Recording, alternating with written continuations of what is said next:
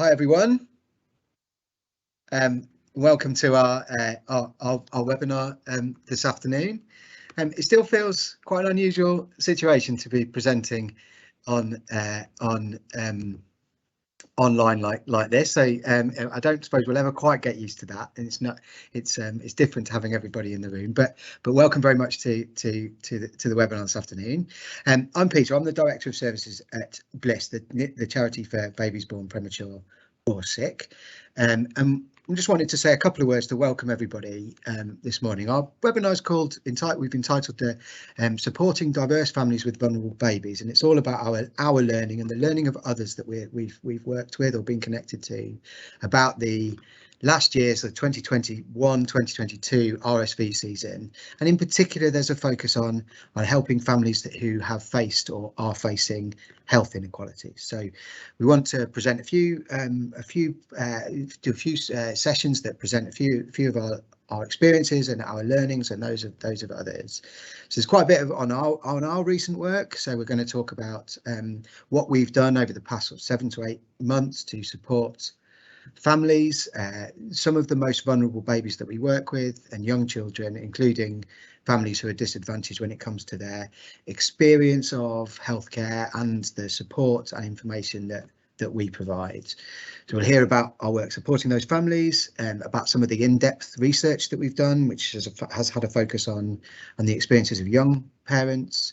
And we want to showcase some really positive and very practical examples of practice in neonatal units that we've worked with when focusing on involving and supporting families who have additional needs. So, for example, around communications, there's focus on that. It's not just us. We've got some really interesting and very pleased and delighted to welcome a couple of our partners and the people that we've worked with in recent months, who are going to present and lead some discussions about some of their experiences. So we have Tendai Unzurawa, who's the Quality Improvement Manager with NHS England and NHS Improvement in the East of England, to talk about her experiences of supporting vulnerable families this winter and what she's learned from some really in-depth thinking that they've done over there about supporting families around diverse families and families with different needs. And then in what will be our final session today, we'll hear from Vicky and Victoria, who are a double act that quite often work together presenting things for the Institute of Health Visiting, and that's on their reflections about their innovative work around RSV and respiratory illnesses this winter too. So I hope you enjoy it. I hope you get a lot from it. We hope to do more of these. We hope to do several of these through the course of the year, and we'd love to hear from you, your feedback, but also to know about what you would like to see us focus on and hear about and learn about. So do find a way through your feedback forms or another way of getting us your feedback and your input. We're always keen to hear from you. So that's us. That's what we expect today. I'm going to hand over to Holly now to tell us in a bit more detail about how the programme will unfold and what you need to do to engage with it. Okay. Thanks. Over to you, Holly. Thank you very much, Pete. Hi everyone, my name is Holly Sullivan and I'm the Baby Charter Programme Lead at Bliss. I will be chairing today and I'm also going to be delivering a session a bit later on. As you've heard from Pete, you'll be pleased to hear that I am not the only speaker for this afternoon, and we are joined by lots of really great partners. So thanks to them for joining, and thanks to AstraZeneca for supporting us with this webinar, and to RCPCH for providing us with CPD accreditation for the event. So over the next 2.5 hours, we're going to be talking through some really good content. So we're starting with a presentation to talk through responding to the challenges of this unique RSV season of 2021 to 22. Then we will be looking at Bliss's support and information for vulnerable babies with a specific focus on our most recent RSV project. We'll then stop for a short break at around 1:10. In the second half, we'll be sharing a case study of good practice in diversity and inclusion on the neonatal unit, and that will be followed by looking at how young parents might experience neonatal care. We'll then be ending, as Pete said, with a double act to look at the role of the health visitor and how they support families in their transition home. Ollie, if you could show the next slide, please. So we've got a couple of objectives for the session today. So we're aiming to improve good practice through sharing response and families' experiences of RSV and other infectious illnesses. We also hope this will be useful in helping healthcare professionals to prepare for future waves of RSV and similar illnesses. And finally, we're aiming to share learning to influence good practice in supporting families affected by a health inequality, including young parents. So I have the lovely job of doing some general housekeeping. As a participant, you should be able to hear and see all of us, and you'll see each speaker when it's their turn to present. The way Teams works also means you'll hear us saying, next slide, please, Ollie, a lot. Apologies for this. Ollie is our digital assistant and is basically the brains behind this operation today, so please do bear with us. After each speaker has presented, there'll be a few minutes for a short Q&A. You can ask questions at any point throughout the webinar using the function at the top right-hand screen, the top right-hand of your screen. So after each speaker has presented, I'll ask them any questions that have come through on the Q&A. If there are any that we don't get time to, we will follow up via email afterwards. We'll try and get through all the questions, like I said, and we'll ask those live. So after the session, you'll also receive an email with a link to the recording as this session is being recorded, and you'll also have a feedback form, as Pete said. Please do complete that to get your CPD points and your CPD certificate, and there'll also be space for you to fill out any suggestions for topics that we might want to cover again in future webinars. So I think that's it from me in terms of housekeeping. So it is now my pleasure to introduce our first speaker of the day, which is Tendai Nazirawa. Tendai is a lady who wears many hats, and she wears them all extremely well. I'm sure she won't mind me saying. She is a chairperson of the Paediatric Pan London Oxygen Group, who aim to standardise the discharge process and home oxygen pathway for all children and young people within hospital and community settings. She's also the Maternity Clinical Improvement Lead at the Eastern Academic Health Science Network, who aim to bring together partners in the health sector to develop and deliver innovative care. It's a joy to have her with us today. So over to you, Tendai. Thank you again. Good afternoon, everyone. Thank you again, Pete and Holly, for the introduction. I will just be, presenting about the responding to the challenges of the unique RSV season. I think one of the reasons why I would say I'm coming to present is probably based on experience and working within the setting of especially RSV, and it was a big drive for me to see things changing the past couple of years, and happy to see that people have been doing their best within different localities and different hospital settings and community to actually start noticing that this is actually a big challenge and that we need to respond to it, especially in 2021 when the surge was coming. I think it became an eye-opener to many people that there was a group of babies that actually we were not taking as a priority, but we knew about it for years. So next slide, please, Ollie. So I will just do a scenario and I'll share. This is based on a real case study. This is based on a real case of that I actually was a named nurse. And probably some people who are on the call have heard me saying this, and I keep on bringing it back because I think sometimes when we disconnect to why we're doing what we're doing, we miss the whole idea, we miss the picture, we miss the motivation, we miss the impact that we want to make in our community and within our services. So just to note for those that are on the call, because some people might have gone through loss or death, so that's why I needed to highlight this at the beginning. Next slide, please. So a little boy, I've named this child Kuda. So 31 plus 4 weeks, born with just a birth weight of 540 grams. Diagnosis prematurity and gastro reflux and hypothyroidism and BPD at 36 weeks.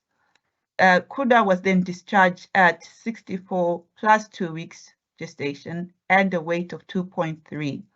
and had been in hospital for a couple of months, as you can see, because of the gestation and the weight, had been there for a long time. So discharged home to a local from a local hospital on 0.1 liters of oxygen. Within a couple of weeks being home on home oxygen, mum phoned the nurse. So I wasn't on duty on that day. So picked up the phone, phoned my colleague, picked up the phone as I was the named nurse at that point of time. So I wasn't on duty, and she phoned and said, you know what, Kuda is coughing and has a cold. I've taken Kuda to the local GP. They've seen him and they said, you know, nothing to worry about at the moment. It might be that because of the weather, it's a bit cold and things are, you know, babies get used to it, to the new environment. Mum had spoken about how excited she's been, you know, being at home with her baby after months of being in the hospital. We had made arrangements for them to go to a lovely holiday to see their family in Scotland. So oxygen was already delivered in Scotland so that they'll be able to travel for Christmas to see the rest of their family and just introduce Kuda to their family. So within 24 hours, the breathing got worse, and, you know, had been advised by my colleague to phone the ambulance if things are deteriorating. So she decided to do that because Kuda's breathing was getting worse, was getting wheezy, and mum was not sure what to do and was getting quite anxious about how he's presenting. And as you know, if there's any clinicians on call, they start having, you know, the respiratory, you know, becomes even worse, and they're working so hard. You can see their sternum recessions, you can see subcostal recessions within Kuda, and that was what was happening. So mum called the ambulance within 2 hours. They, you know, within a short period, the ambulance was there in less than 10 minutes.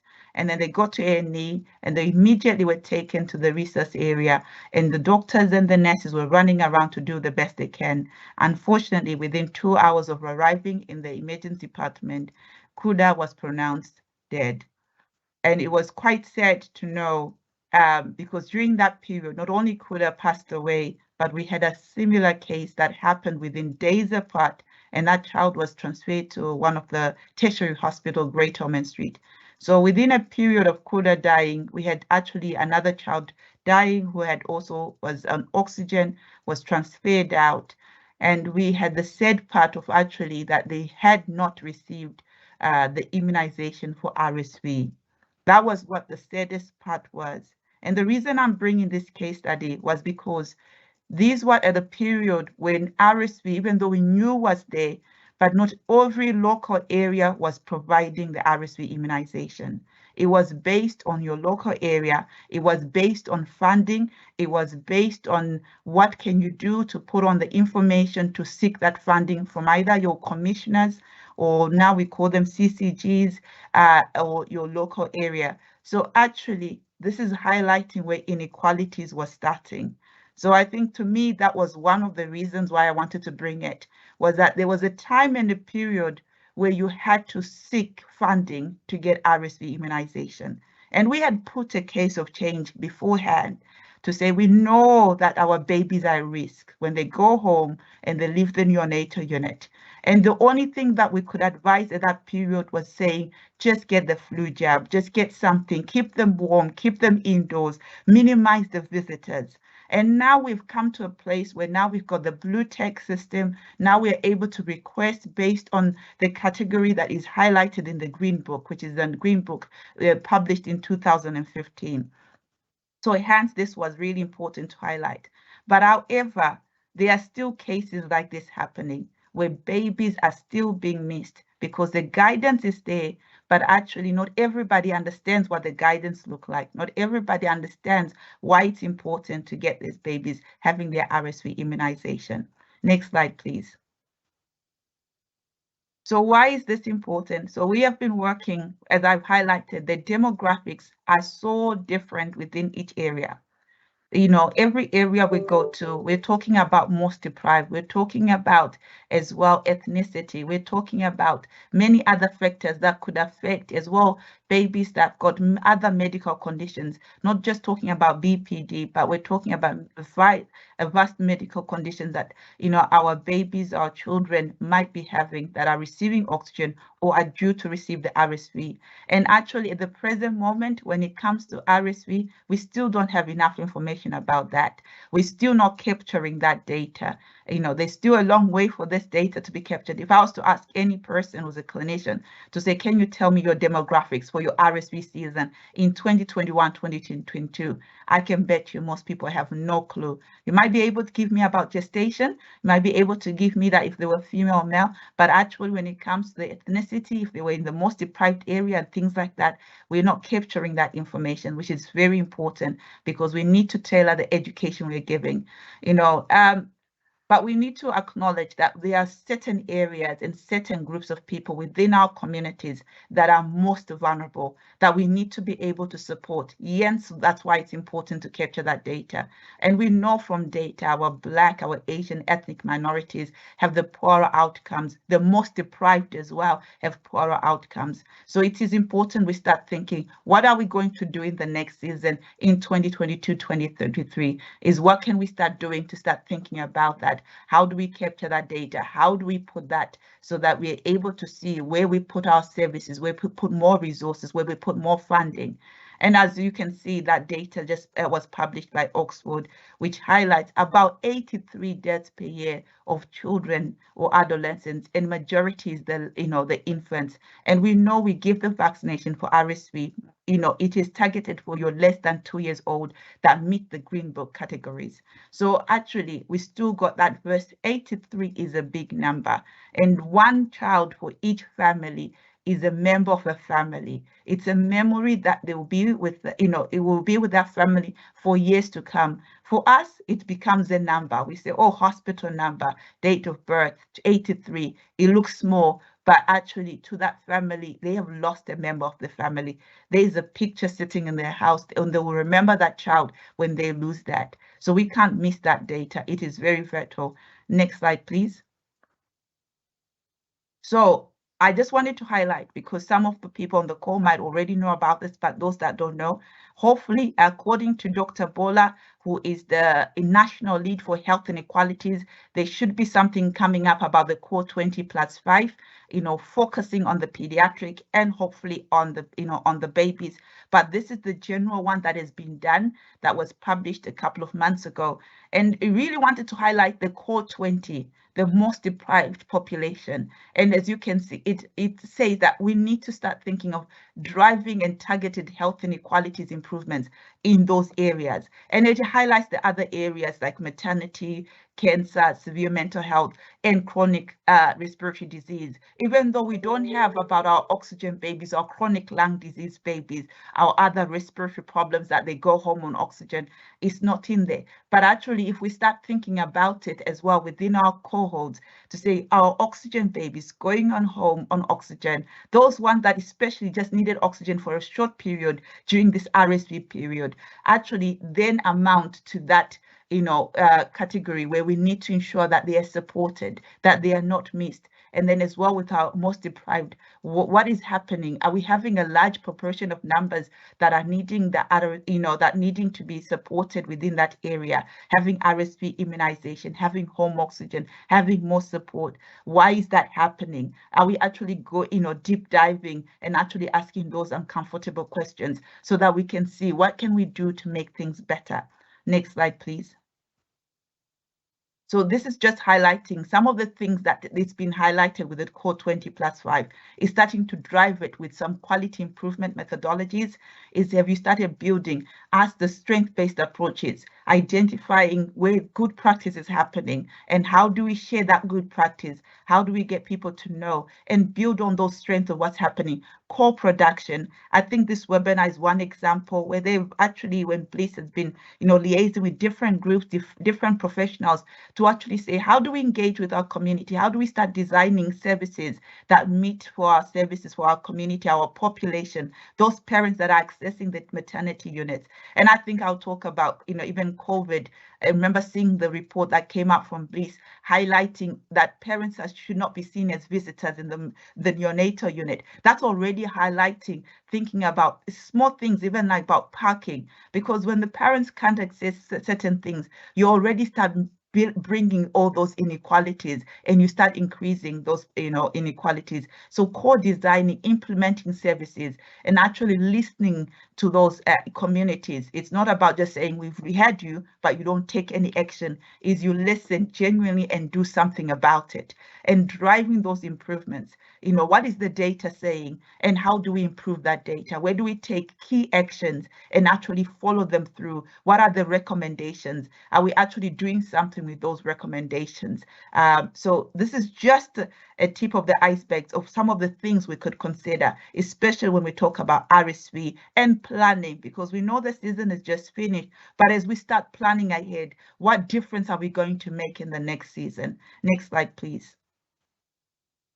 So I just wanted to touch on some of the data that we've got. So as the chairperson for the Pediatric Pen London Oxygen Group, we've been trying to bring, just reduce that variation and start saying, challenging what has been happening over the years.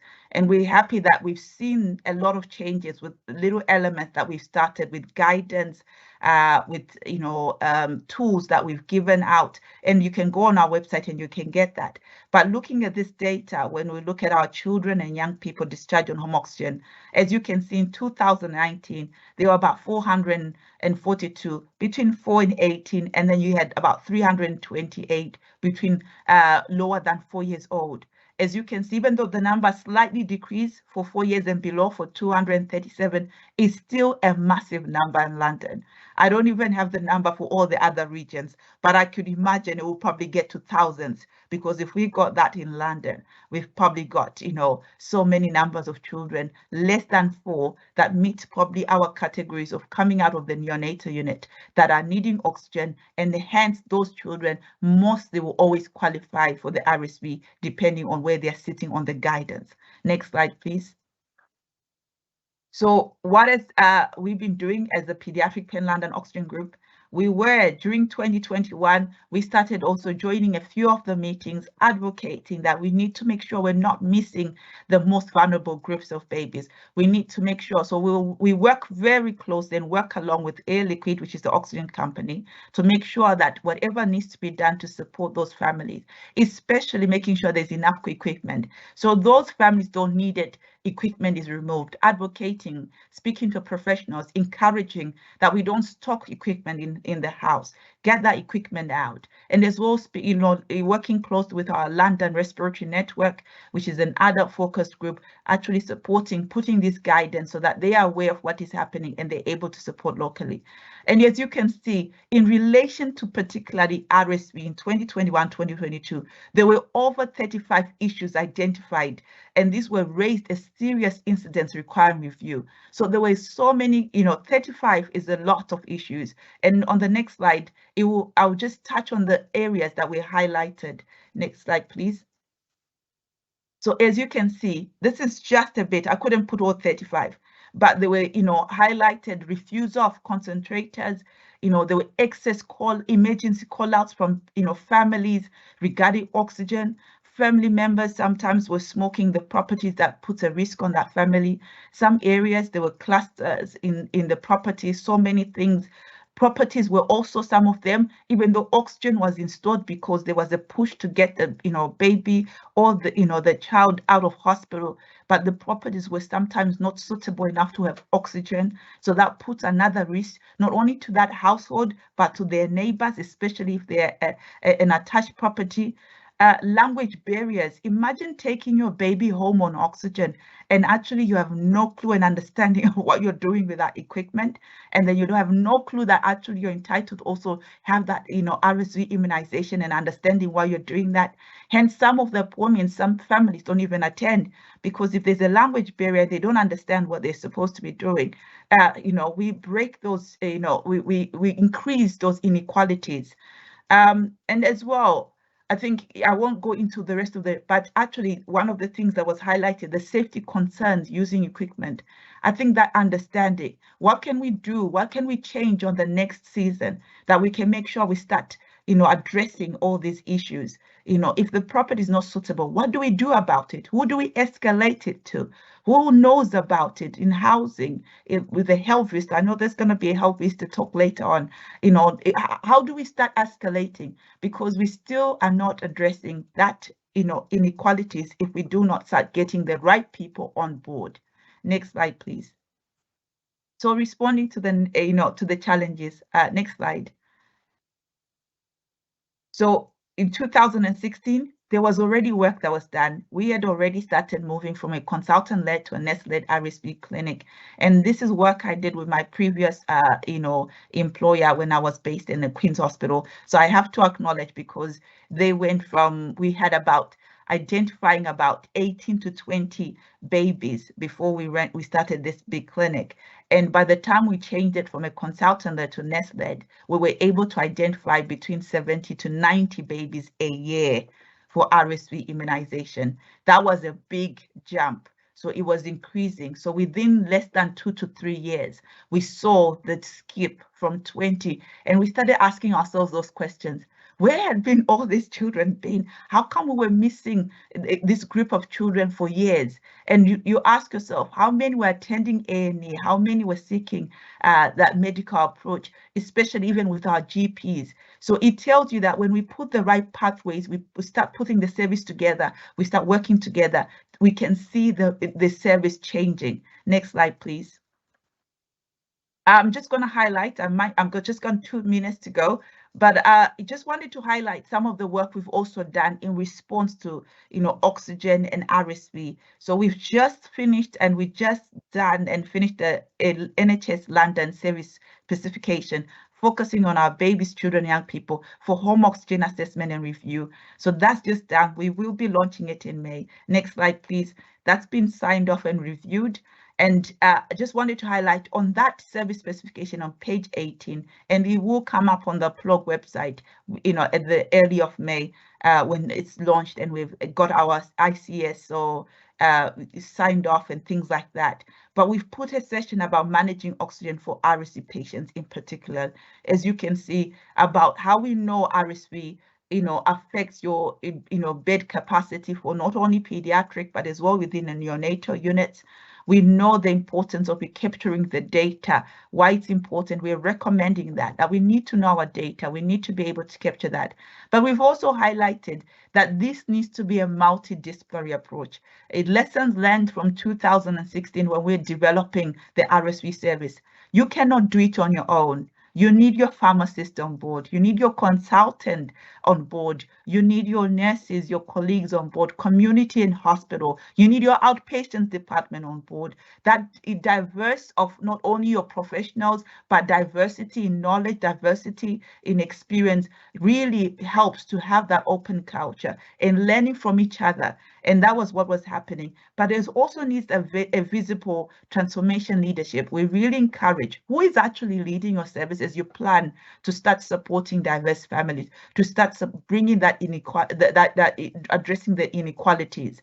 You need to think about how you're managing your RSV season, what pathways are in place, what processes are in place, how are you approaching it as a system, who's on board with that, and also addressing those inequalities is also, we really recommend, if you already got a service and you're thinking of changing it, have you thought of doing a equality impact assessment? If you don't know how to do it, contact your equality, diversity groups, your leaders within your organization, so that they can support you doing that, because you need to know who is going to be missed within that service development or service change.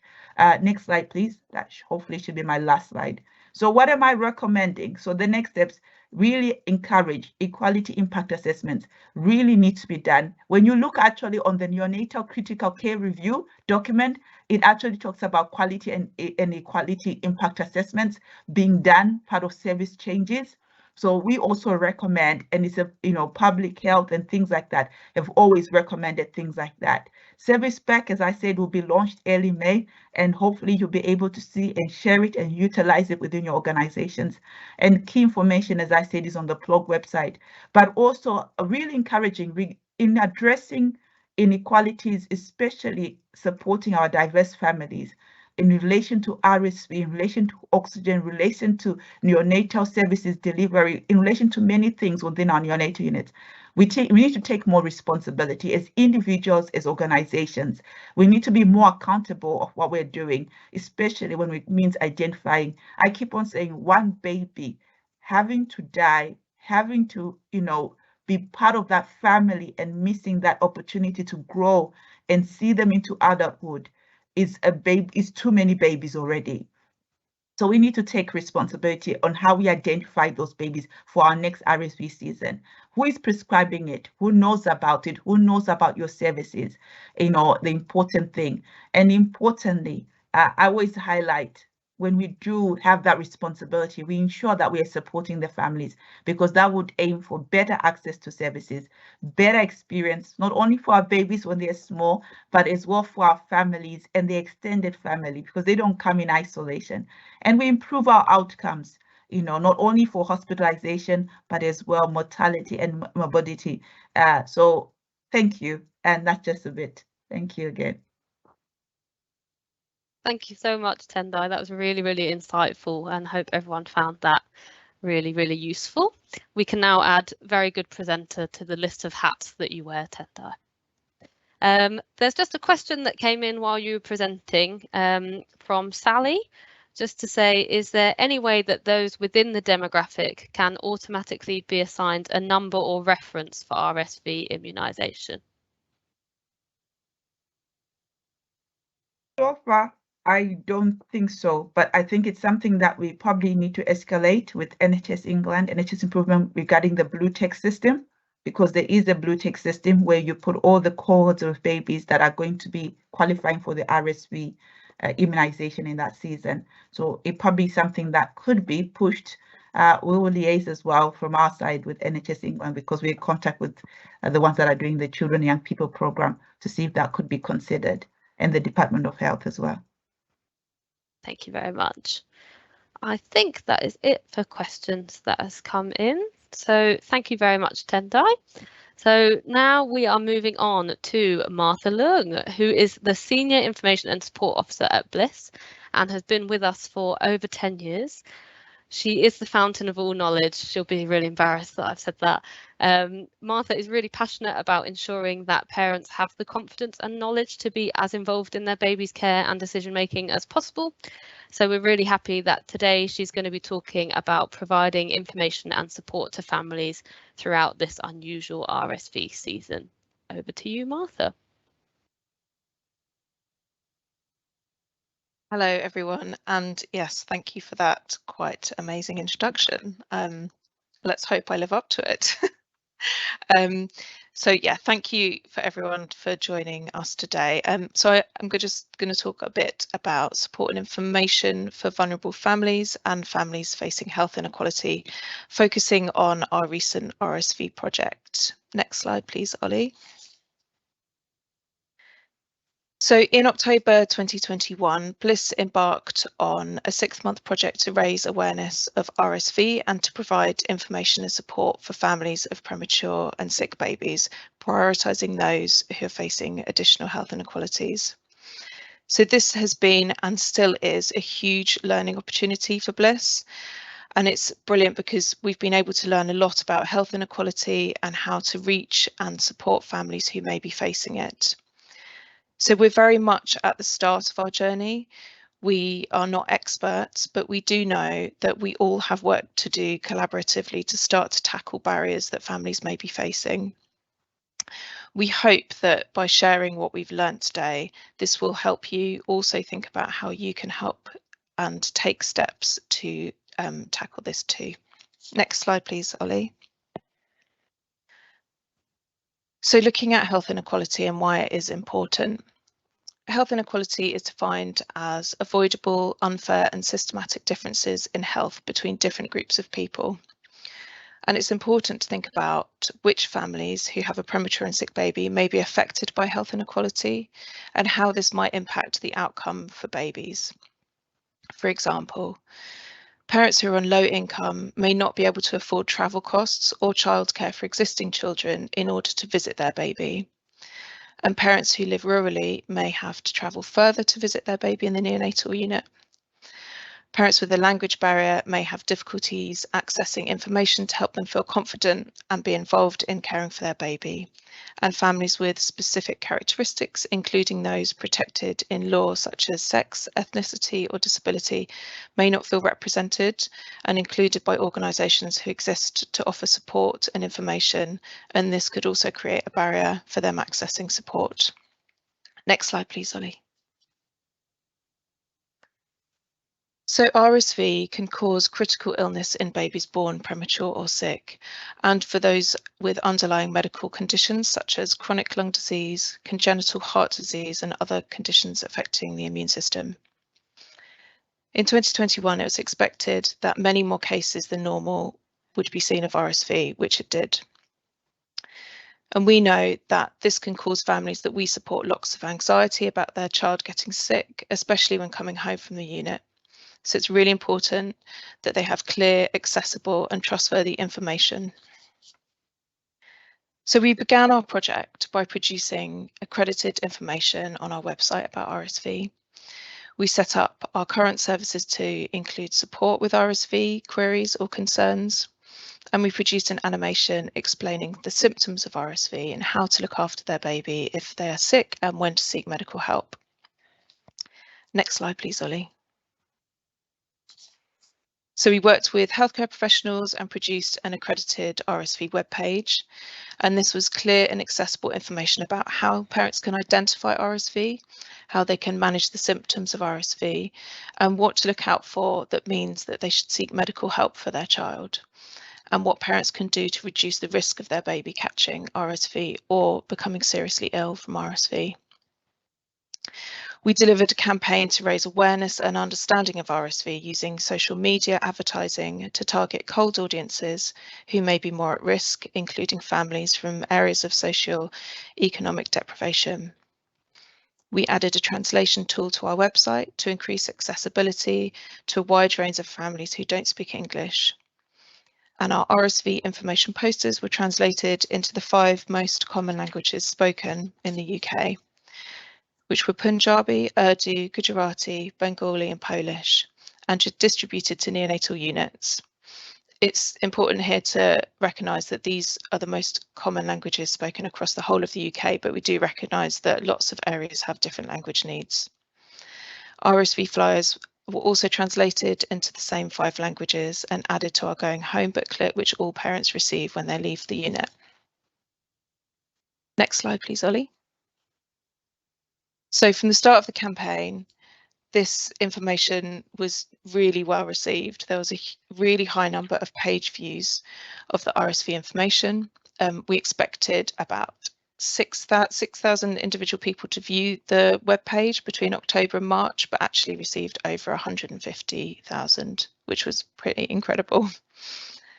Engagement was particularly high between November and January, and these are the earlier stages of the campaign, and that's in line with the rise of RSV cases as shown on this graph. Next slide, please, Ollie. So after working with parents to establish what they would find helpful, we also produced an animation about RSV. So this was to inform parents about symptoms of RSV, how to look after their baby if they are ill, and when to seek medical help. So we knew it's important to make this information accessible, inclusive, and to break down medical jargon. And it was also really important to represent all families, especially when describing symptoms that may appear differently on different skin tones, as seen in this picture here. So this animation was also available with narration and subtitles in 5 of the most common community languages spoken in the UK, which are the same as before: Gujarati, Polish, Punjabi, Urdu and Bengali. Next slide, please, Ollie. So in order to make our services available for parents to get information about RSV and support with RSV, we delivered training to our volunteers and staff, and we created lots of information that could be shared via email, and emotional and practical support over Zoom from a Bliss volunteer champion. And we also had a couple of champions on the unit that were able to support parents. We still getting champions back on units after the pandemic, so there was a small amount, but we still did manage to support some parents face to face. We were finding that there were actually fewer requests for support than we had expected. So we decided to explore some new ways of working that would engage with families and offer them the support that we needed. Next slide, please, Ollie.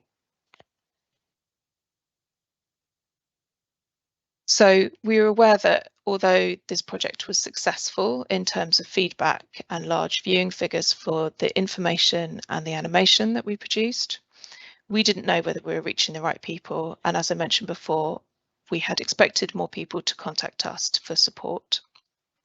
And especially, we were really concerned that we would reach families who may be facing health inequalities. We were also finding it quite difficult to engage with some communities and learn about their experience of RSV. And we wanted to involve these families in our work and give them a say in how we shape our services. We also wanted to share their stories in order to represent different ethnicities and cultures and to engage further with these communities. So this meant that we needed to understand the needs of communities facing health inequalities, how to reach these families, how to involve communities and families in the work that Bliss does, and quite most importantly, how to build trust. Next slide, please, Ollie.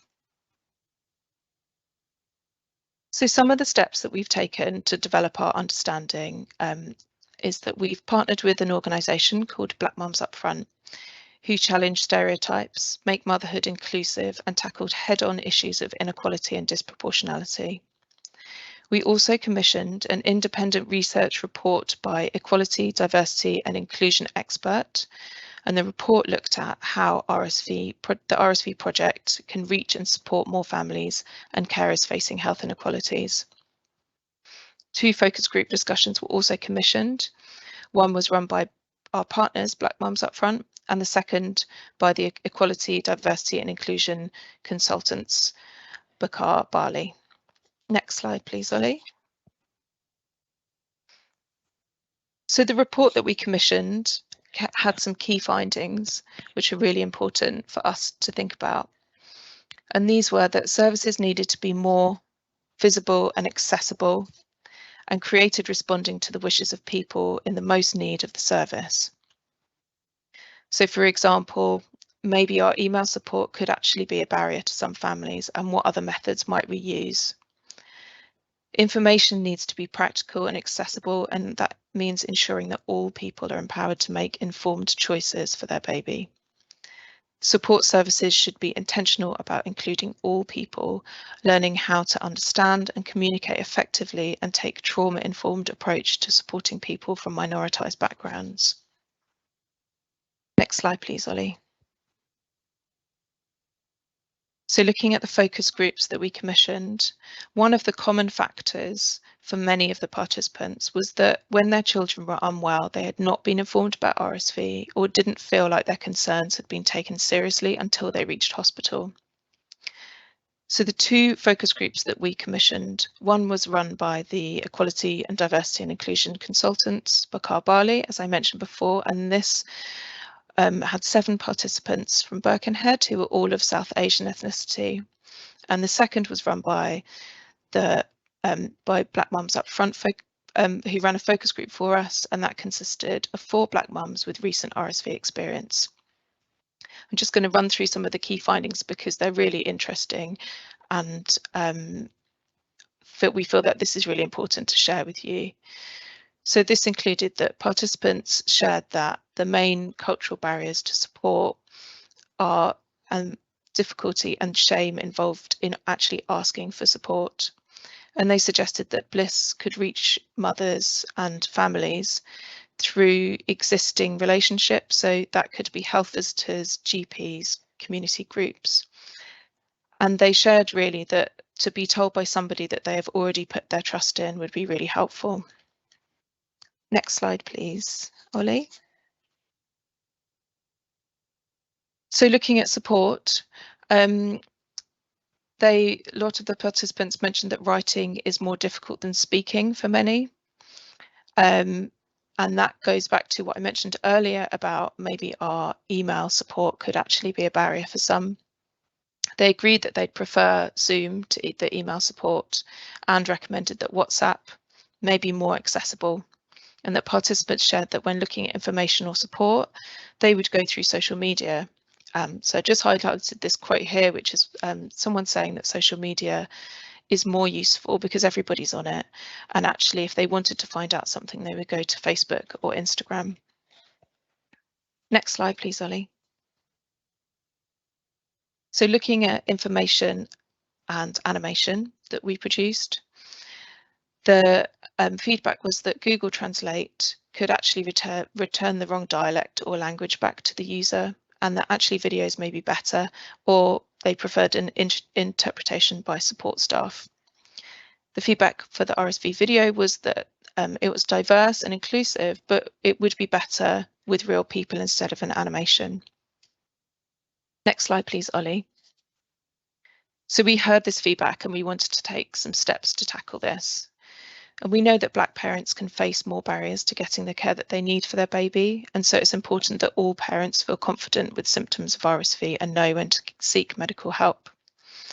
And Black Mums Up Front also shared that they felt the animation wasn't for them and their community because they couldn't relate to the symptom description on skin tone, and the language that was used was too medical and not relatable either. So to engage more directly with the Black community, we decided to take a step to co-produce a second video about RSV for parents, partnered with Black Mums Up Front. So this was shorter, more direct, and told a story with some live content with a focus on engaging with Black families. It was shared on our social media channels and by Black Mums Up Front, who also endorsed the video.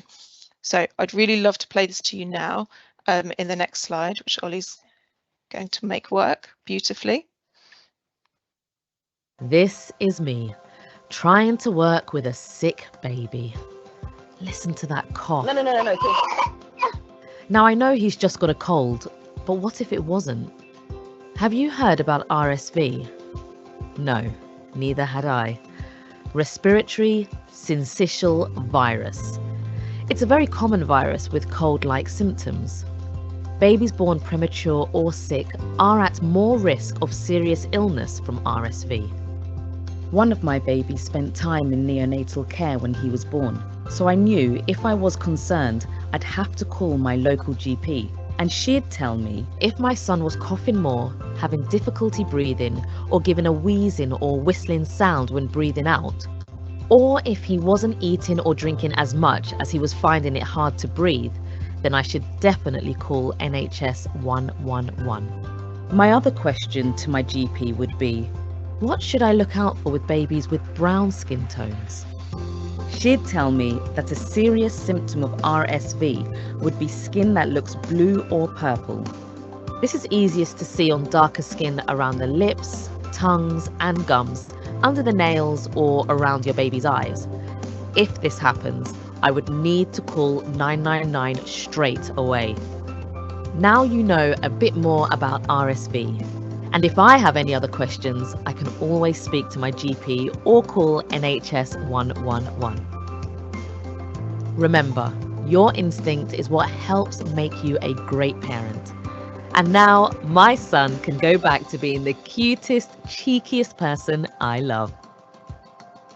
Bliss is here to help you. For more information on RSV in your language of choice, visit bliss.org.uk/RSV.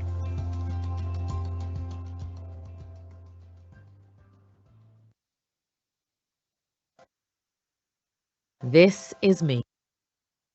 Thank you, Ollie. We hope that you all enjoyed that video. We're really proud of that. And if you'd like to share that with anyone, you can find that on our the RSV information on our website. So moving on, we were also finding that, as I mentioned earlier, that numbers were lower than expected for our support services. So we wanted to look at other channels to offer support and therefore increasing our support on social media as suggested by the parents that we'd heard from. So we created weekly posts on social media and on all of the Bliss social media channels, which would be Instagram, Facebook and Twitter, to connect with parents and share information about where they could access support. And we also conducted 2 question and answer sessions on the Bliss Instagram account to offer parents a chance to interact directly with the support team at Bliss. So as I said, this gave parents a chance to ask us questions directly about RSV, to learn about the symptoms of RSV and learn about how they can look after their sick and premature baby confidently. And it helped them feel less isolated by being able to interact with Bliss directly and see that others have had similar concerns. Next slide, please, Ollie. We also added some short videos in line with the feedback that we'd received from the support groups. We added these short videos of the support team so that parents could see who they were engaging with directly, and that would help to build trust. We also included video content of Bliss volunteers talking about the support that they provide. Next slide, please, Ollie. So the things that we've learned here were that and some of which we implemented in our second Q&A, were the importance of building up trust and working in collaboration and partnership with other organisations. We can reach a more diverse audience, and that this is an opportunity to build lasting relationships and a chance to reach and engage with more families through video content, which is quick and easy for people. It's instant, personalised, detailed responses that parents receive, and it's a really good platform for our users, as anonymity is important. We've increased the reach and diversity through the partnerships that we've made and been able to diversify and grow our signposting opportunities for parents. We've also added polls to these Instagram slides to increase engagement, and that has really helped us also find out who's been using our service. Next slide, please, Ollie.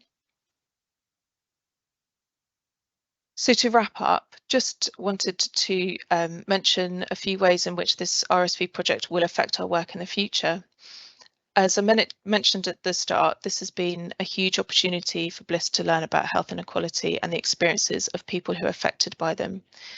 We know that we're not experts, but by taking steps and sharing what we've learned, we can work to reach and engage and support all families with premature and sick babies. We've learned that by responding to this challenge, it requires time and dedicated attention to build partnerships that we need with trusted organisations to bring diverse voices into our work and to offer information and support in ways which tackle the barriers that exist in people's lives. We plan to include a lot more support digitally via social media, and we already have collaborations in the pipeline with other organisations. And we're exploring how to make our support and information that we've already provide more accessible through user input and research.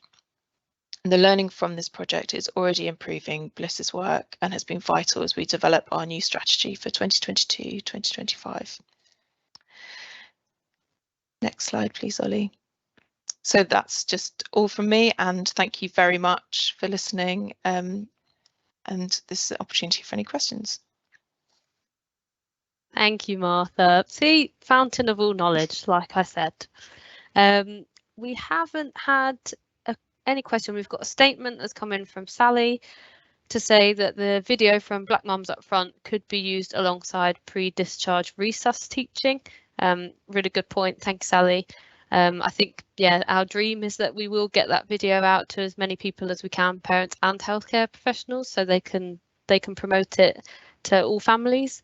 It's on our website and it goes out on our social media channels. And it's a potential thought to include that in our baby charter feedback as well. So when we are working with neonatal units, we're making healthcare professionals aware that they're welcome to use that as a resource. I think that's it for your questions, Martha. Brilliant. Thank you very much. So we have time in our schedule for a bit of a break now. So if we take just under a 10-minute break and come back at 1:05. The second half, we've got case studies about good examples of supporting diverse families on the neonatal unit. We've got an insight into our young parents research project, and we've got an insight into the role of the health visitor. So if you all come back at 1:05, we'll start promptly then. Thank you very much.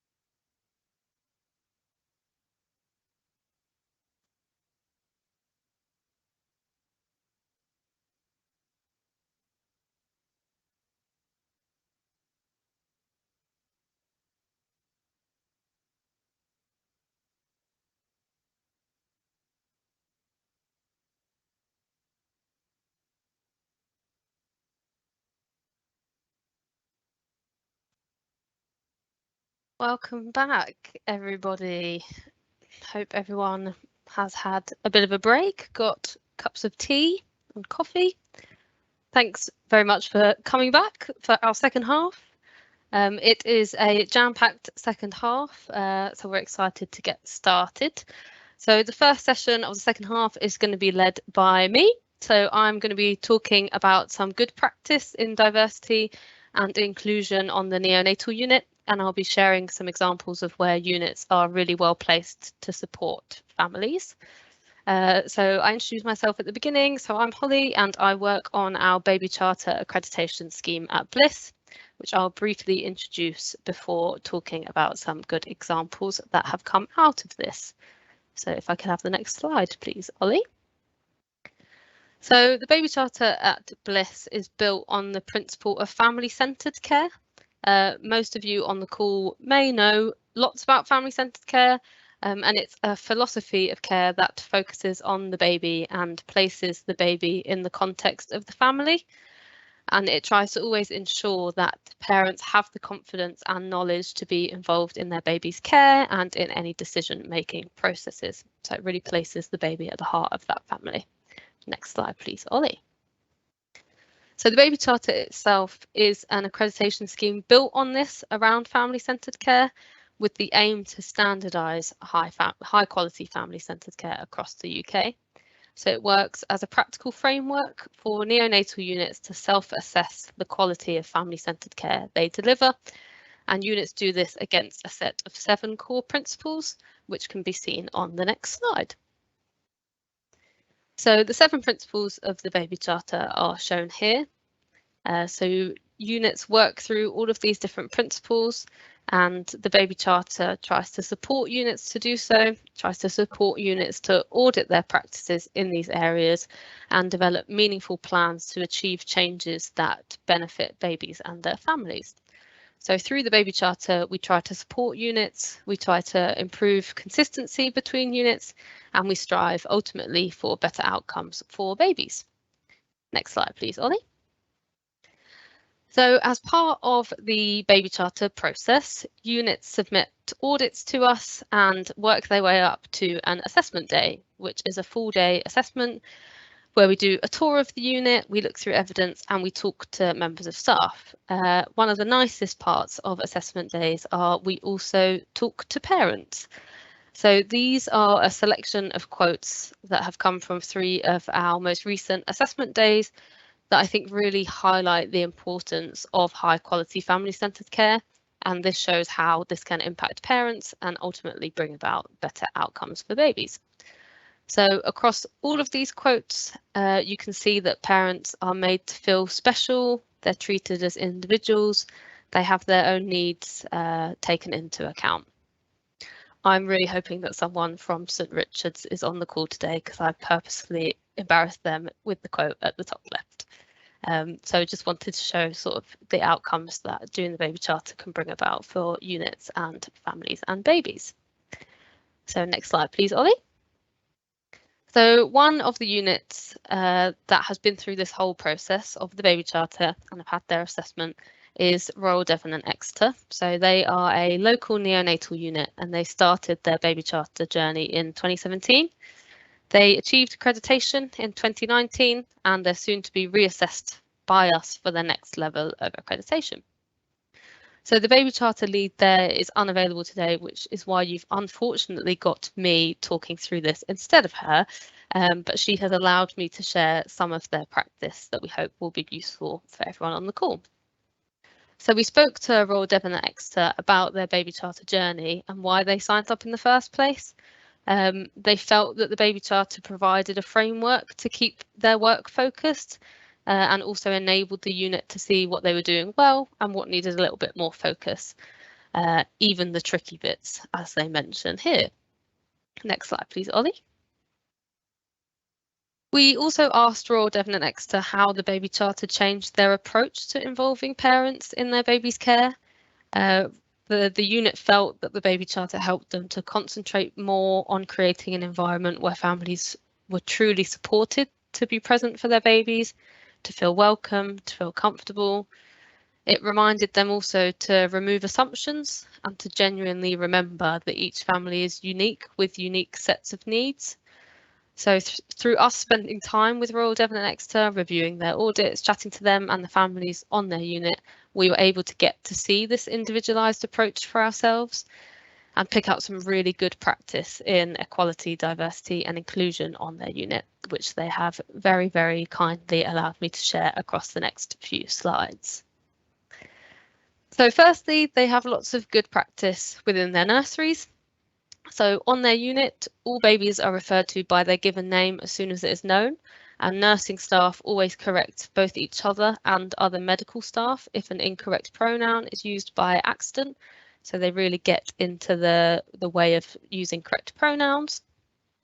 They've got newly designed whiteboards on their nurseries, which are positioned at every cot space, that allow space to detail the baby's first name, named nurse, today's nurse and named consultant, as well as parent and sibling names. And there's also a space for families to input any information they want to. So it could be baby preferences, milestones, etc. They've also introduced additional new whiteboards for parents to complete if they wish, which have a space for them to add their name and baby's preferred name. Their new incubators allow for baby's name and sex to be visible if parents wish for that to be the case. In terms of clothing, parents are encouraged to bring in their own clothes if they want to, but they're always informed at admission that the unit has an extensive supply in order to avoid too much extra costs to parents, as we know that neonatal care can have costs for families. Parents are shown where all the clothes are stored and they're encouraged to select clothes for their own baby. If parents do choose to bring in their own clothes from home, a laminated card is put onto their cot or incubator to highlight this, and all families are given a laundry bag for each baby. This is then supported by a free laundry service on the unit to ensure that there are no costs related to that for families. And there is also an accessible cupboard which is well stocked with muslins and blankets, and parents can freely pick whatever they need from that cupboard, and they can keep one if they wish as well. Next slide, please, Ollie. So as we would hope with all units, at Royal Devon Exeter, parents have 24/7 unrestricted access to their baby. They're never asked to leave during ward rounds or handovers, and they're encouraged to be present as much as possible. Siblings are always encouraged to visit in normal times, but even during COVID-19, sibling involvement has been encouraged and prioritised. So they've pulled together a sibling pack, which allow for both baby and sibling to have a small cotton heart to keep them close, and sunflower seeds for the sibling to plant so that they can watch the flower grow alongside their new baby, which we thought was very cute. At any time, mothers can nominate a support person to visit if their partner is not available, and that person can change throughout the journey, the neonatal journey, which is really, really important. Families are also told at admission that personal circumstances will be taken into consideration so that visiting hours can be flexible if needed to support that family's needs. So, like I said, parents are actively encouraged to be present on ward rounds, and some are even beginning to present their own babies during ward rounds. A template for parents to use to help them to do this has been designed and is now in use and is constantly being reviewed by all families to ensure that it is still fit for purpose. Also, Royal Devon and Exeter facilitated the ability for COVID-19 positive mothers to stay with their babies since the start of the pandemic. They achieved this by turning an area of the unit into a self-contained area, which had a clinical room, a parent bedroom, 2 bathrooms and a kitchen. And the area has its own entrance from the main corridor, and babies who require any level of care can be nursed there, including those who are on ventilation. The unit has accommodated many parents in this area and has never had to restrict a mother's access to their baby because of their COVID-19 status, which we imagine is quite rare. Next slide, please, Ollie. In terms of their psychosocial support on the unit, they have counselling that is available to all families. That can be accessed on the unit, but it also can be accessed at a space away from the unit, depending on family needs. As part of families being admitted to the unit, all families are asked about their religion, so that staff can ensure that they can help to promote spiritual well-being during their stay. That's clearly documented in their care plan so that all staff members, not just the named nurse for that day, can see and refer back to it.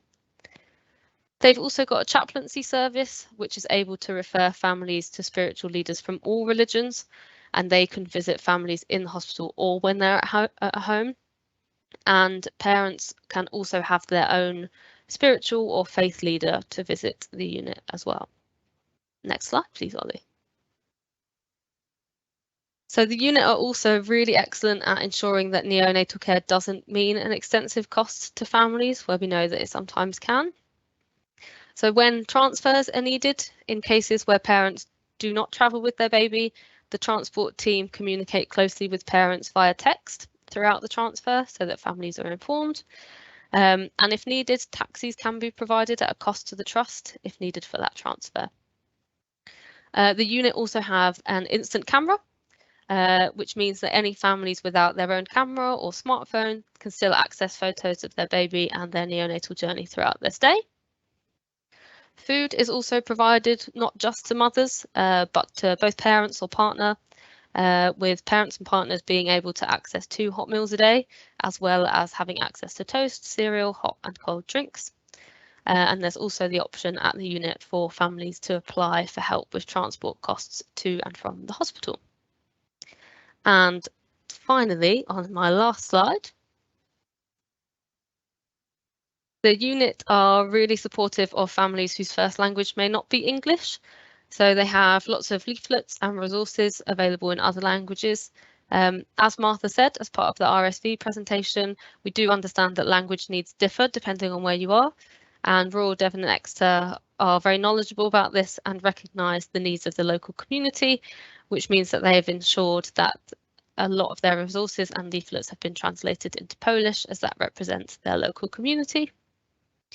And the unit also has 24/7 access to a language line, but parents are also able to and encouraged to bring in their own interpreter onto the unit, should they so wish.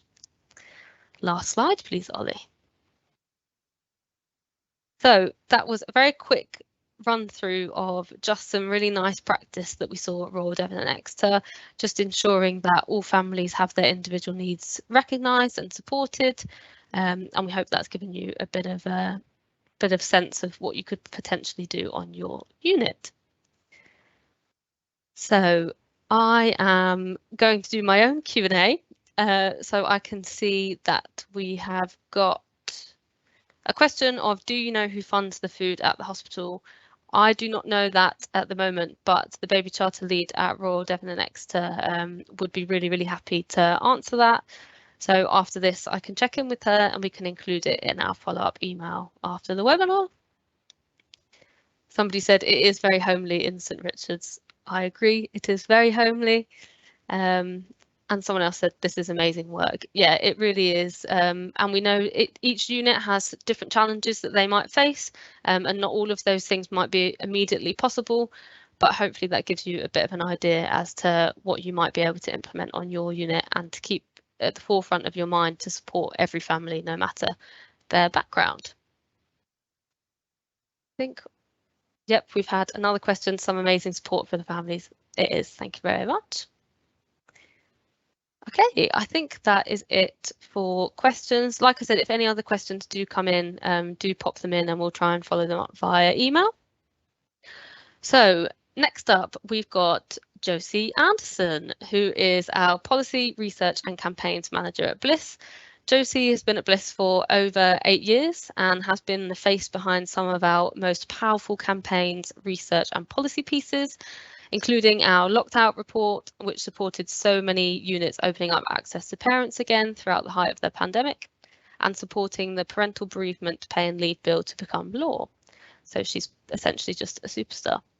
So today, Josie is going to be talking about one of Bliss's research projects, which focused on young parents' experiences of neonatal care. Over to you, Josie. Good afternoon, everyone, and thank you for that lovely introduction, Holly. So as Holly said, I'm here to talk to you a little bit about a policy project that we released towards the end of last year, neonatal care through a young parent's lens. It's right to go to the next slide, please, Holly.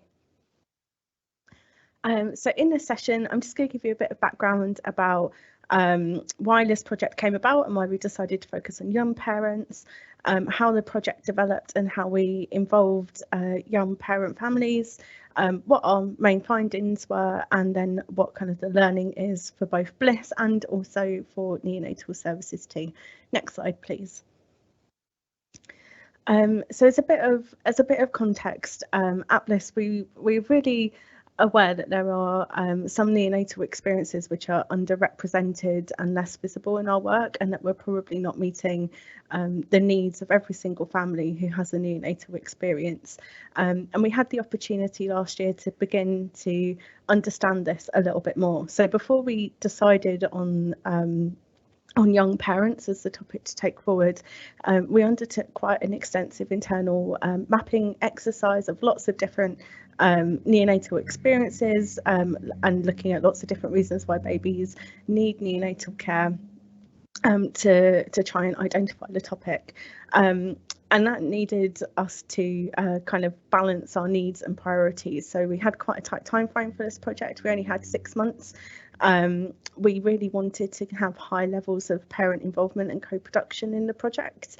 And we wanted this to be a project where we could begin implementing learning right away. We didn't want this to be a project that just that we wrote the research and then it sat on the shelf. Next slide, please, Ollie. So as part of our scoping, we looked at the outcomes for babies and families when parents are under the age of 25. And as you can see from some of the statistics on this page, that the outcomes are worse for babies born to mothers, particularly mothers aged under 20. Embrace found there's a 33% increased risk of stillbirth and a 75% increased risk of neonatal death compared to mothers aged 30 to 34. And as you can see from the ONS data, the population was still quite sizable, so we felt that we would be able to engage with a good number of families who had this experience. And some research from Public Health England identified that young parents themselves also might have poorer outcomes, with teenage mothers being 3 times more likely to experience postnatal depression, and children born to teenage mothers having a much higher risk of living in poverty. Next slide, please, Ollie. And we also knew anecdotally from kind of people at Bliss who had worked with families over the years, some insights into what we thought were going to be issues that come out of this report. So we knew that that younger parents were perhaps less likely to be fully financially independent of their own families. We knew that they were probably more likely to be in insecure employment or to still be in education. And we knew that parents who have children younger sometimes face stigma and judgment throughout their pregnancy and when accessing services. So we were interested to find out how that translated to neonatal services too. Next slide, please, Ollie.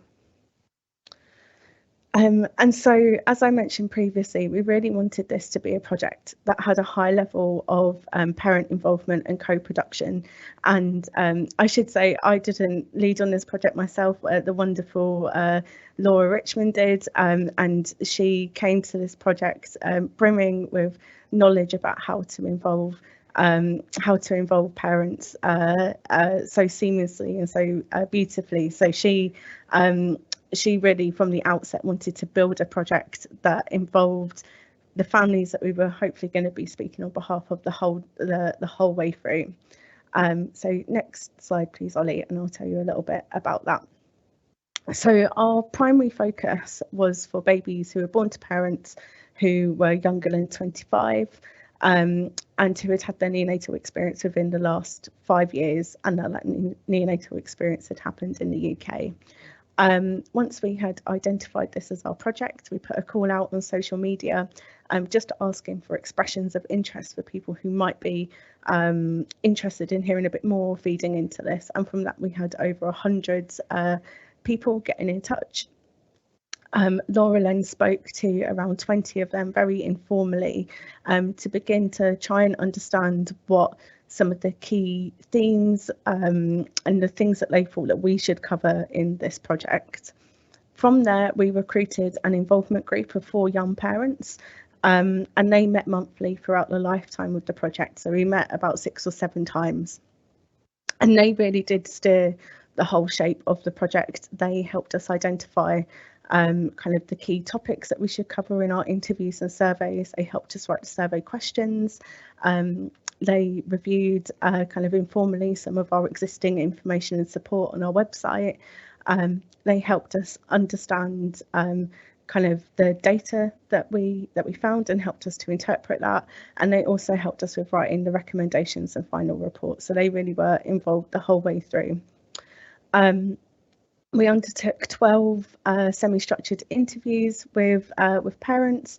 Around half of the group were aged under 20 when they had their first neonatal experience, and the other half between 20 and 24.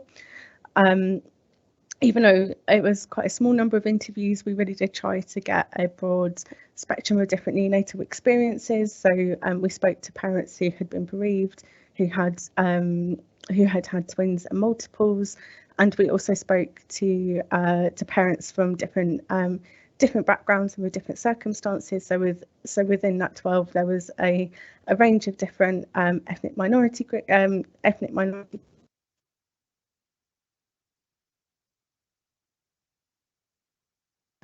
To sit alongside those interviews, we undertook a survey, of which I think 202 parents responded to, and we used their data in the report. Next slide, please, Ollie. So now I'm going to talk you through some of the key findings from our report, and this theme shone out very strongly from the very first time that we spoke to parents informally, from our first discussion with the involvement group, and then come out incredibly strongly across interviews and the survey, and that's around preparing young parents for a neonatal admission. It felt really pervasive that there's a myth that young mothers are almost guaranteed to have a healthy baby, and that really amplified the shock of the neonatal experience. I think we've all heard from families who say that neonatal care come as a real shock to them, and that they weren't expecting to have a baby who was born poorly or unwell.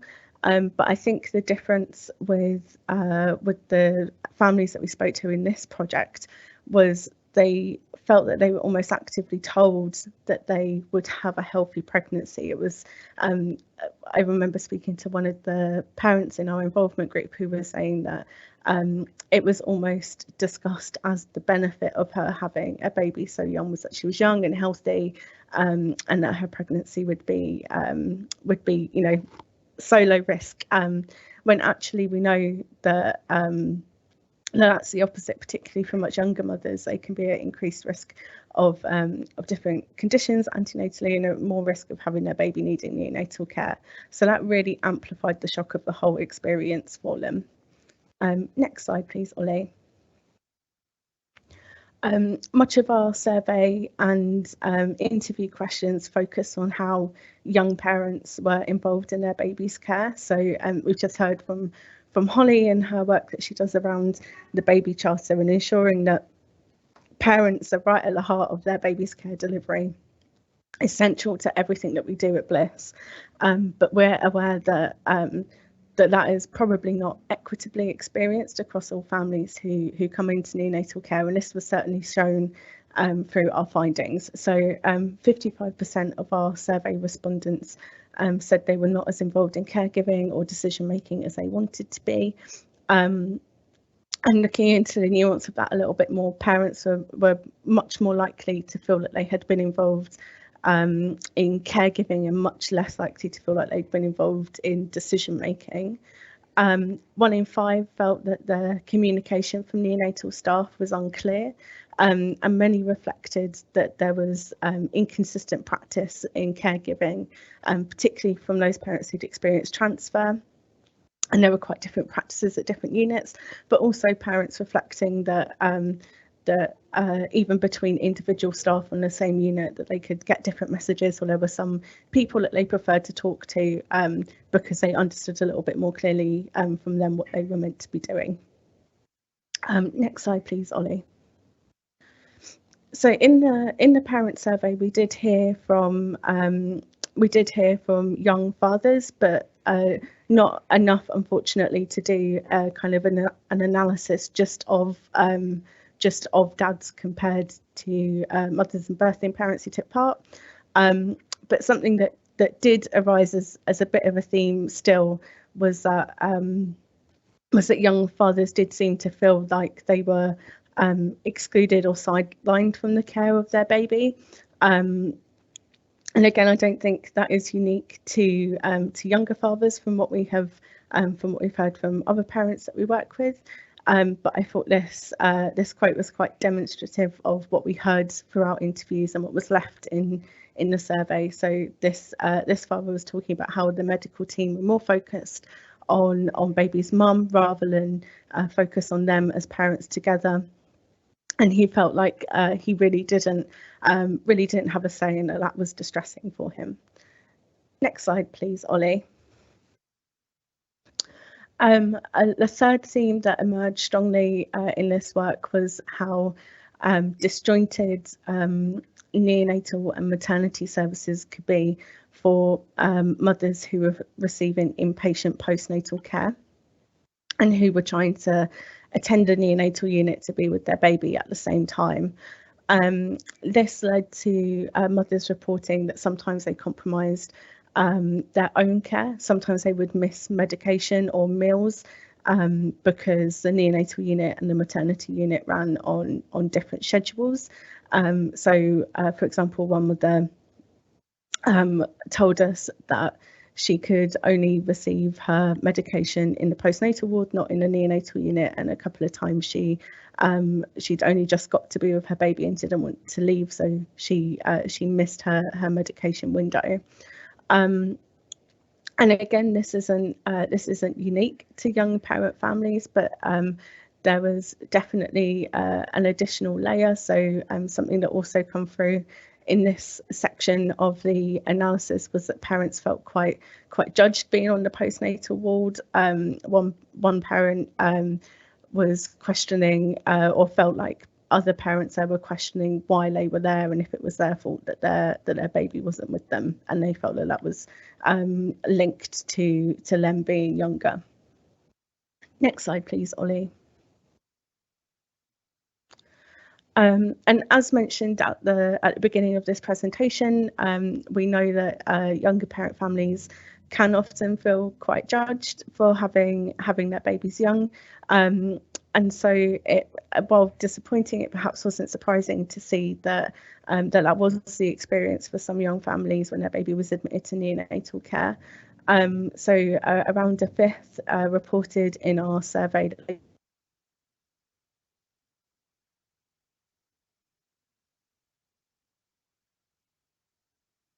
experiences which seem to be really explicitly age-related discrimination.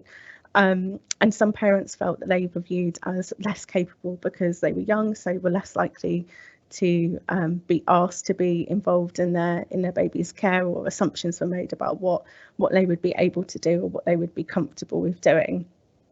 And I've included a quote here from a dad who was 16 when his baby was born, reflecting on an experience where he was told that he hadn't washed his hands properly when he felt that he had done, and was called kind of young man and told to go back and do it properly, and how that made him feel quite diminished and quite patronised.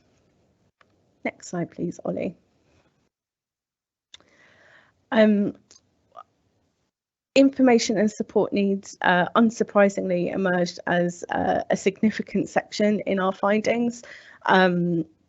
I thought this was quite an interesting part of our research because it was one of the areas where more distinctly there seemed to be a separation between parents who were age 21 or under and parents who were over 21.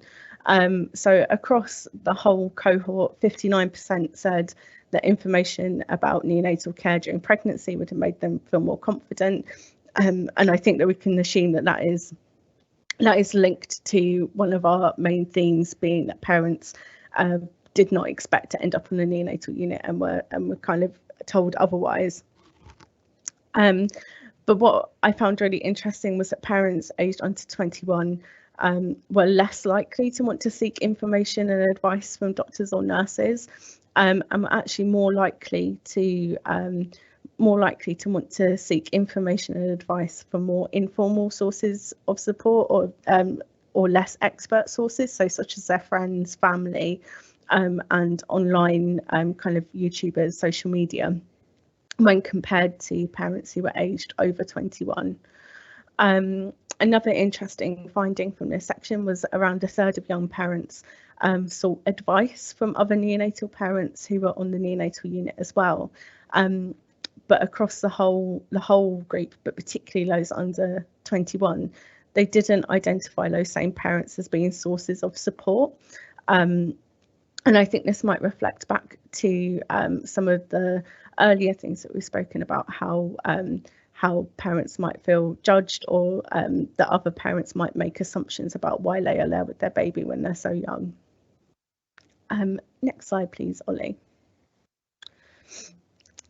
So of the surveyed respondents, a quarter of them were still living with their family when their babies were born. And it was so abundantly clear that grandparents and other family members play a really core support role to younger parent families. But this can sometimes be negatively affected by unit policies.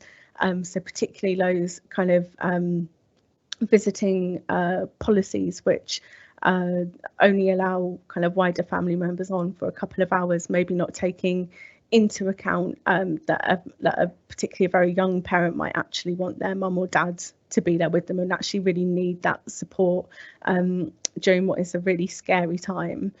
Parents who were aged 21 or under, unsurprisingly, were much more likely to still be living with their family members, and were much more likely to say that their parents were a source of support.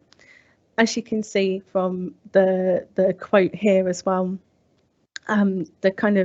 the impact on families went much more wider than just the mum and dad who had their baby. It really had an impact on the whole wider family, particularly if nan and granddads were kind of taking parents to the hospital, or were providing them with lunch, and all those kinds of things. So it really did have a whole family impact.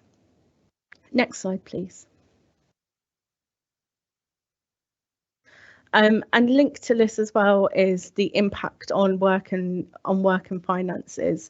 So as we were just talking about, that wider family impact was also felt on family finances as well. So when parents still lived at home, there was a lot of recognition in the free text comments that they themselves may not have felt the financial impact, but they could recognise that it had an impact on their own parents, particularly if their own parents were taking them to the hospital every day, or giving them money to help out with food and drink and travel costs and stuff like that. Around 2/3 of the parents who responded to our survey did report that their family finances became worse while their baby was admitted to hospital. And we found as well that parents seemed to be less likely to be entitled to statutory leave and pay, and this was much more prevalent among the parents who were aged 21 who were working.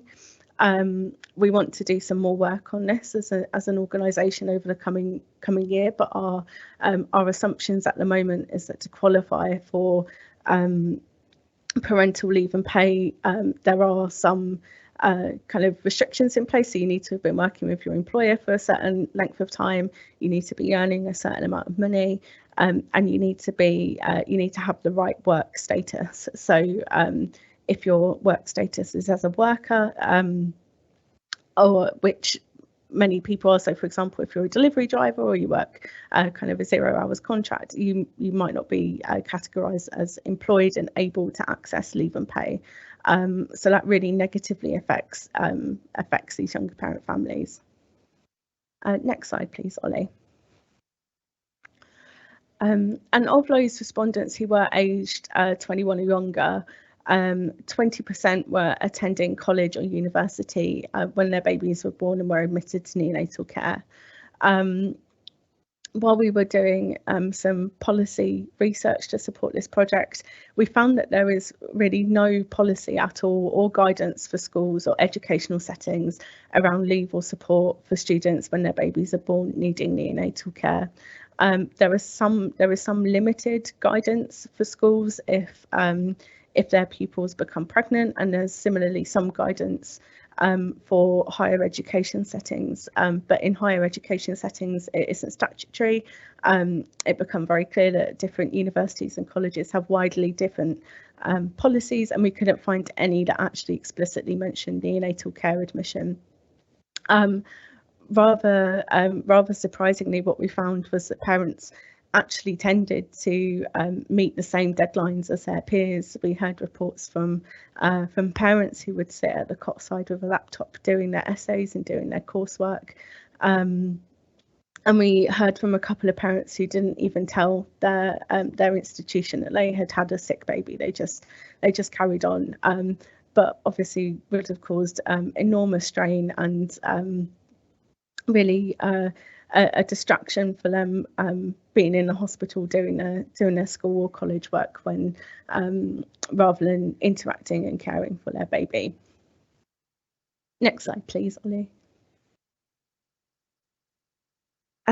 So our final theme is around kind of life after the neonatal unit, and in line with what I think we've heard from what we hear from parents more broadly, is that the time on the neonatal unit is a bit of a whirlwind, and you are stuck in kind of survival mode of getting your head down and just getting through it. And it's often not until after you've been home for a little while, when things have calmed down a bit, that the real impact of what the family has been through begins to kind of come to the fore a little bit.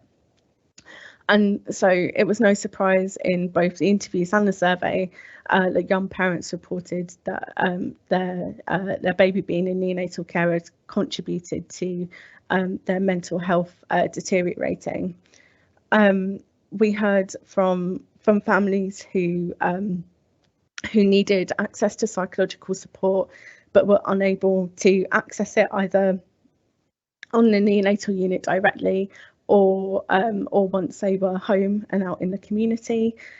We also heard from parents who were inappropriately referred, so young mothers who were referred to kind of young person's mental health services rather than to perinatal mental health services, leading them not to get kind of the support that they needed for their birth trauma and for the neonatal experience that they had gone through. But young parents did also describe experiencing kind of post-traumatic growth. So the idea that they had gone through something very difficult, and after time and after reflecting on it, they had kind of grown as people, sometimes in a positive way. Next slide, please, Ollie. So unsurprisingly, there was a huge amount of learning that came out of this for Bliss, which was exactly what we wanted. I feel like this project really did help us understand sort of the true importance of having co-production involvement fully embedded in all of our work, and we've heard some excellent examples of that today, and how that was done to an even greater degree with the RSV project. And as we're doing more policy work internally, we're taking the approach that we've learned with the Young Parents Project forward into our new projects too. Since the report was published, 25 parents who were involved in this project have signed up to our Insight and Involvement group. So this is a group of largely parents who want to help shape Bliss's work further, and also external pieces of research and other bits of work. So far, they've helped to co-produce one of our flagship pieces of content about neonatal care. They are currently also involved in co-producing some new guidance on starting primary school. And they have also been very active in responding to queries from researchers who want parent and family insights into their project. our baby charter team is going to be reviewing some of the recommendations that were made around how we can support services to be more inclusive of younger parent families and more aware of their needs. And we're hoping to deliver more events like this one so we can share more learning and good practice. Next slide, please, Ollie. But we also thought that there was some learning for neonatal services as well. So as mentioned earlier, considering how access policies can facilitate increased presence of grandparents or other key support people is really important when parents are young or if they're single. Where possible, young parents should be directly involved in inputting into service development and quality improvement or other projects, particularly where those projects are likely to impact on the experiences of younger parent families.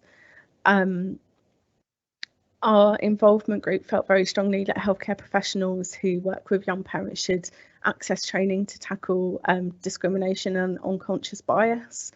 And reflecting on what families told us about their information and support needs, it would be helpful, I think, to have a wider awareness of how those needs differ between different age groups, particularly for parents aged under 21, who are more likely to want to access information online and who might be less trusting of healthcare professionals.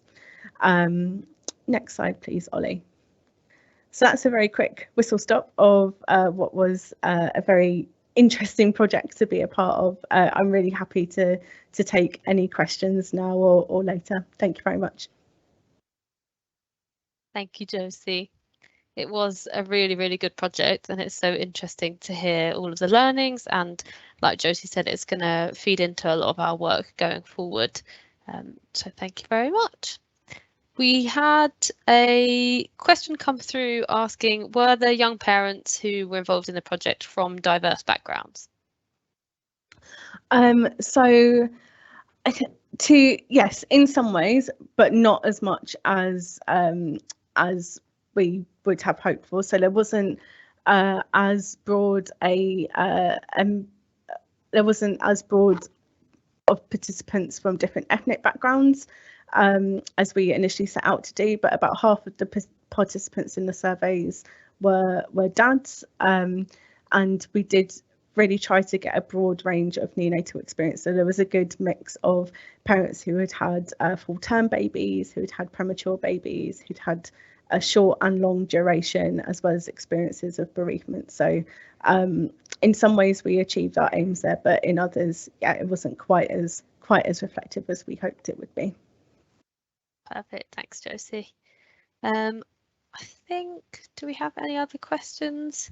We've had a really nice comment of, this is a great piece of work, some good insights to help develop our service.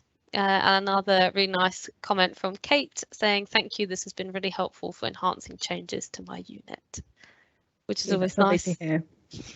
Thanks so much for those comments, guys. It's always good to know that these are always useful bits of learning and insights. So thanks very much for those and for the question. I think that's it, Josie. Brilliant. Thank you very much. Thank you very much. Right, so next up, last but no means least, we are delighted to be joined by two speakers from the Institute of Health Visiting. They are the dream team of Vicky Gilroy, who is Head of Projects and Evaluation, and Victoria Jackson, who is the Senior Programme Manager for Projects and Evaluation. So we have collectively been to a few of their events, which are all really good. So we can only hope that our webinar is matching up to these. So today they're going to be talking about one of their projects and about how health visitors support families at home. So over to you, Vicky and Victoria. So I'll introduce myself first. So I'm Vicky Gilroy. I'm Head of Projects and Evaluation at the Institute of Health Visiting. And Victoria, do you want to say hello? Yeah, hi everyone. I'll see you all in a minute when I do my slides. I'm Victoria Jackson. I'm Senior Programme Manager here and work with Vicky across all the projects. So we're really pleased to be here, and we've been working with Bliss over a number of years, and you've supported us a lot as well. So thank you too. And it's just great to be able to share some of the work we've been doing at the Institute of Health Visiting. Just to say, the Institute of Health Visiting is a national charity whose aim and focus is to support the professional practice of health visitors so that we can work effectively with families with children and babies, particularly in the 0 to 5 age group, but also antenatally as well. So premature babies, sick babies are part of that group, which is why we're trying to do some more work. And you'll see here on our slide that some of our projects that we're going to talk to you about today have been funded and supported by Tiny Lives, which is a charity in the North East where we identified some gaps in training for health visitors. And we're surviving to thriving is a direct quote, and the imagery came from co-production with parents around what they wanted health visitors to do is support them and their babies go from surviving, so a surviving baby, but also surviving family, to a thriving family with a thriving baby. So just so you know, a bit of context where the imageries come from, and it goes from the lotus bud opening out into a flower, and that came directly from work with parents. The next slide, please. So what are we going to cover in this short 20-minute session? So what is a health visitor? We just thought, as some of you may know, some of you may not, but we thought it was always helpful to promote what we do and what we are. The health visitor's role in supporting neonatal families. So we're going to think about what is our role. We're going to very specifically focus on the project that we did alongside Bliss recently around supporting awareness of respiratory illness, and we're going to tell you a little bit about that. And then we're going to talk about some resources that we've been developing to support all of you in your roles, which are available on the IHV website. And we're going to think about what we're going to do next as well. The next slide, please, Ollie. Brilliant. So what does a health visitor do? And you'll see here, some of you may be familiar with this model. It's based on the Brofema's model of ecological systems. And babies, children are part of a system. We all live in a system. And the child in this system is at the centre, but there are lots of things that go on around that child which will hopefully help them have the best start in life and grow it into a thriving adult. And you can see there we've got those things that are close, but also lots of other factors that influence the health of the baby and the child and the family. And the health visitors really work within that ecosystem to try and get that best start. So they work by prevention, so getting in there early, thinking about advice and support that we can give to prevent problems down the line, and listening to the previous presentation around mental health and support and emotional well-being. That's something that health visitors really focus on. So getting in there early to support, identifying the problems early, and then engaging with families to support their work in terms of that. And then sometimes we would offer an intervention based on the family's needs. But core to the health things, we're universal, so we see all families who have children antenatally through to 5, and therefore we're uniquely placed to identify need early and then hopefully put in programs and care as part of intervention, be that safety net for all children to hopefully improve outcomes. So that's our core function, is to improve outcomes for families and children. Next slide, Ollie, please. This is a bit busy, but you can download this. We can send the link round after the webinar if you'd like. What do health visitors do, and who are they, and what do they do? So I don't know if you are all aware, but all health visitors are registered nurses or midwives, so we have to be a registered nurse or midwife. And then we do additional training for at least a year within a university, which is now moving to master's level qualification around public health, so really working around that early intervention. We're part of the public health workforce, and we work with all families, I've already said, and we're the eyes and ears of the community, working innovatively to support families, holding that infant in the hands. And I really like that little diagram where the babies have been held. So actually the health visitor works alongside people and the families to do that. So we support thousands of families. We offer, and we are universal. So every family in the UK should have a health visitor, and those health visitors offer a series of mandated contacts. They may be offered in different ways, and recently it's been really challenging because the workforce is, like lots of workforces, depleted, and COVID has had an impact. But we try and offer all families that support to prevent costly problems down the line. We focus on mental health, so that's for the whole family, both the infant and the family, and parents, both parents. We focus on child development, giving advice, so thinking about speech, language communication, and normal development alongside school readiness, and the social needs of the family, including safeguarding the whole family, ensuring their needs are met, and physical health. And actually health is at the heart of health. We are all nurses by heart, and sometimes that gets lost, and you can think of health as mini social workers, whereas really we're not. We're there to support and promote health in a range of different ways, and you can see those there. But we can send the link to this little leaflet about what health visitors do, if that's helpful for anyone after the webinar. Next slide, please. So the Office for Health, Insecurity and Disparity, previously Public Health England, have a service model. This is how we're commissioned of what health visitors do. And as I said, all health visitors offer a range of contacts to families from 0 to 5. So the antenatal starts normally around 30-32 weeks, where the health visitor will visit the family and offer support around safe sleep, pregnancy, smoking, immunisation. Then the new baby review, normally around 10 to 14 days. We then offer a 6 to 8 week review, a 3-month contact in some areas, and that's not universal, 6-month contact ideally, and 1 year, and then a 2.5-year review. Some of these contacts may be offered by members of the skill mix team, but they're all supported by a qualified health visitor. And as you can see there, it focuses on a wide range of things, both physical and mental health. Next slide, please. And actually, the health visiting services works on high impact areas, and these are areas where, from research, we see that if early intervention, prevention advice is offered, we can promote better outcomes for the child and families. And we're going to focus quite a bit today on all of the impacts, but particularly on impact 5, improving health literacy, managing minor illness, thinking about the respiratory illness. That's one of the projects we're going to talk to you about. So that focuses on that high impact 5, which is very much about supporting management of minor illness, in this case respiratory illness, and all that goes alongside that. But we are going to talk a little bit about just generally supporting in a project we worked on to think about health visitors' role, particularly with preterm babies or babies that have been on neonatal units. Next slide, please. Which leads me on to Victoria. So we're going to now focus very specifically, because this webinar I know is around supporting vulnerable families, and premature and neonatal families are that in part of that group. And Victoria is going to talk you through a project we did last year, supported by Tiny Lives, around the role of the health visitor, specifically with neonatal families. Over to you. Thanks, Vicky. Yeah, we thought it'd be really important to just give you a bit of background about how we got involved in working with the neonatal families and what the aim was, and then how we built onto it with respiratory and working more with Bliss. So yeah, as Vicky said, this was funded by Tiny Lives, and it was based in the Northeast. So it was a very small project, specifically looking at the support that families needed in that area. So next slide, please.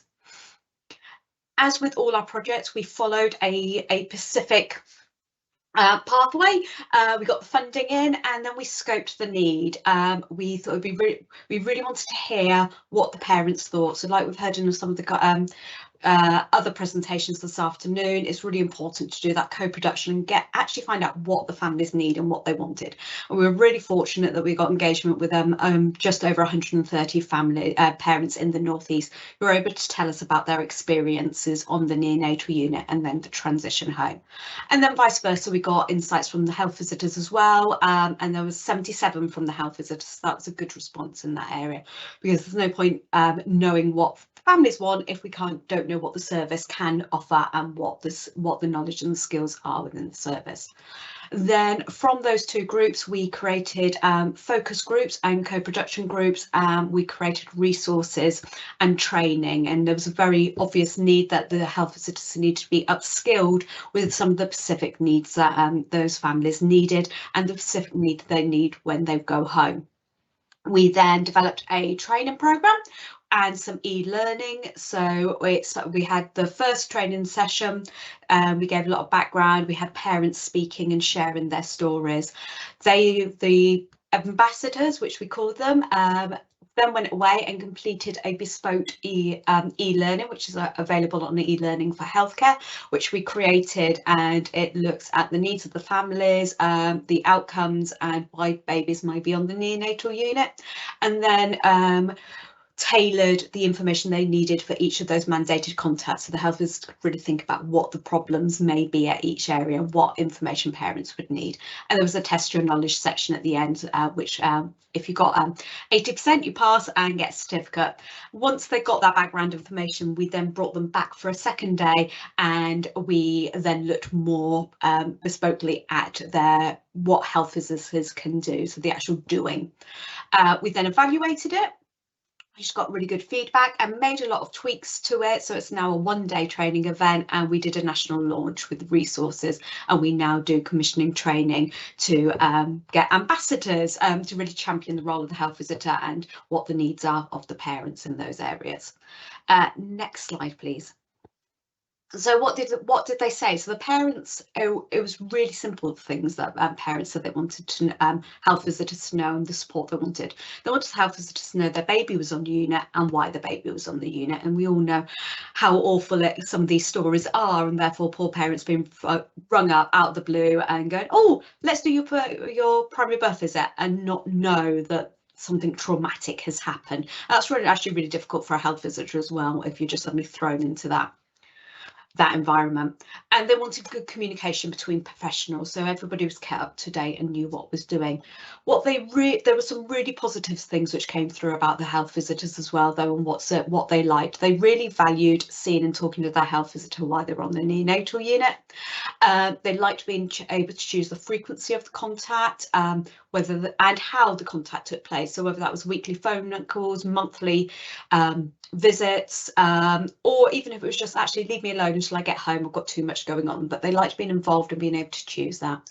And they really, really, really valued the health visitors attending the discharge planning meeting, having all the professionals who are going to be there, who have been part of their care and then going to be part of it going home in the community, knowing what was going on and all having that shared vision and that shared understanding. They found really, really helpful. Next slide, please. And this was just a snapshot of one of the questions, but about when they would like to see their health visitors. And as you can see from this, almost 70% of parents would like to see their health visitor while they're on the neonatal unit. And we know that's not always possible due to staffing issues, obviously COVID and restrictions recently, and how far a health visitor is from a hospital. They could be a good 50 miles away or something. So it's not always possible. But where it is possible, either seeing or at least having a telephone conversation while they're in the hospital on the neonatal unit, long before they go home, is really, really helpful. And parents like having that connection and knowing who they're going to be talking to and who's going to be there when they go home, and to help them with that transition from the journey. So starting the transition nice and early. Next slide, please. And then we want to know what health visitors thought, as I said. So actually 60% of them had low to moderate confidence in how to support families who had been on a neonatal unit. But it's encouraging to know that 40% of them were really confident in it. So that mixed understanding, and I think we get that with all groups, don't we? It's depending on what your background and where you've come from. Obviously, if all health visitors are registered nurses and midwives, some of them will have looked after neonatal families, but some may have come from a mental health background or something, so they won't have had that noted. Despite the fact a lot of them had high confidence, nearly all of them wanted more training on it. So it's really encouraging to know that they're really passionate, they know that they want things, and they want to increase that to offer the best service. And then it really reflected what parents said. They want better communication with neonatal units as well. And I'm sure neonatal units would like better communication with health visitors. So it's looking at how we can work jointly together to keep these messages going through and understanding the needs both whilst families are on the unit and then while they're at home. And then there were some specific areas that health visitor wanted greater awareness of. A lot around things like we heard first thing this morning about the oxygen at home, those practical skills which we don't come across as often. Next slide, please. And those were the areas, the ones that the health visitors said they would like more information about, and the areas that families felt they needed more information about when they were at home, really married up and met each other. And you can see that there were the same things about support on that transition at home. What do families need? Specific things around feeding, growth and developmental needs. You know, those things that while they've been on the unit, they've been really focused on how many meals a day, how many grams a day, and then they go home and because of the environment they're seen as well, they're well enough to be at home, it's not so much of a focus, but it's hard for parents to make that change. Mental health and well-being, because again, suddenly left alone with all their thoughts and reflecting back on what happened, it is a very traumatic time, as we've just heard from the previous speaker. Immunisations, and then understanding the physical cares of what they need. So there's a lot of things that families want support with and health visitors want more information on. Next slide, please. And one of the things, and this is a quote which came from one of the parents in the focus groups, they really wanted the health visitor to be the hub of their care. They highlighted, and this is just a snapshot of all the different professionals who may be involved with the family once they get home. And there's probably even more you can think of. And it's really difficult for families to try and juggle all that, understand what everybody's roles is as what's going on, and they really see the health visitor being that linchpin, pulling it all together and helping them navigate and understand what's needed at what stage. Next slide, please. And then that linking back to what Vicky was just saying, so what can the health visitors offer? They can offer everything on that sheet that Vicky just went through and all the mandated contents.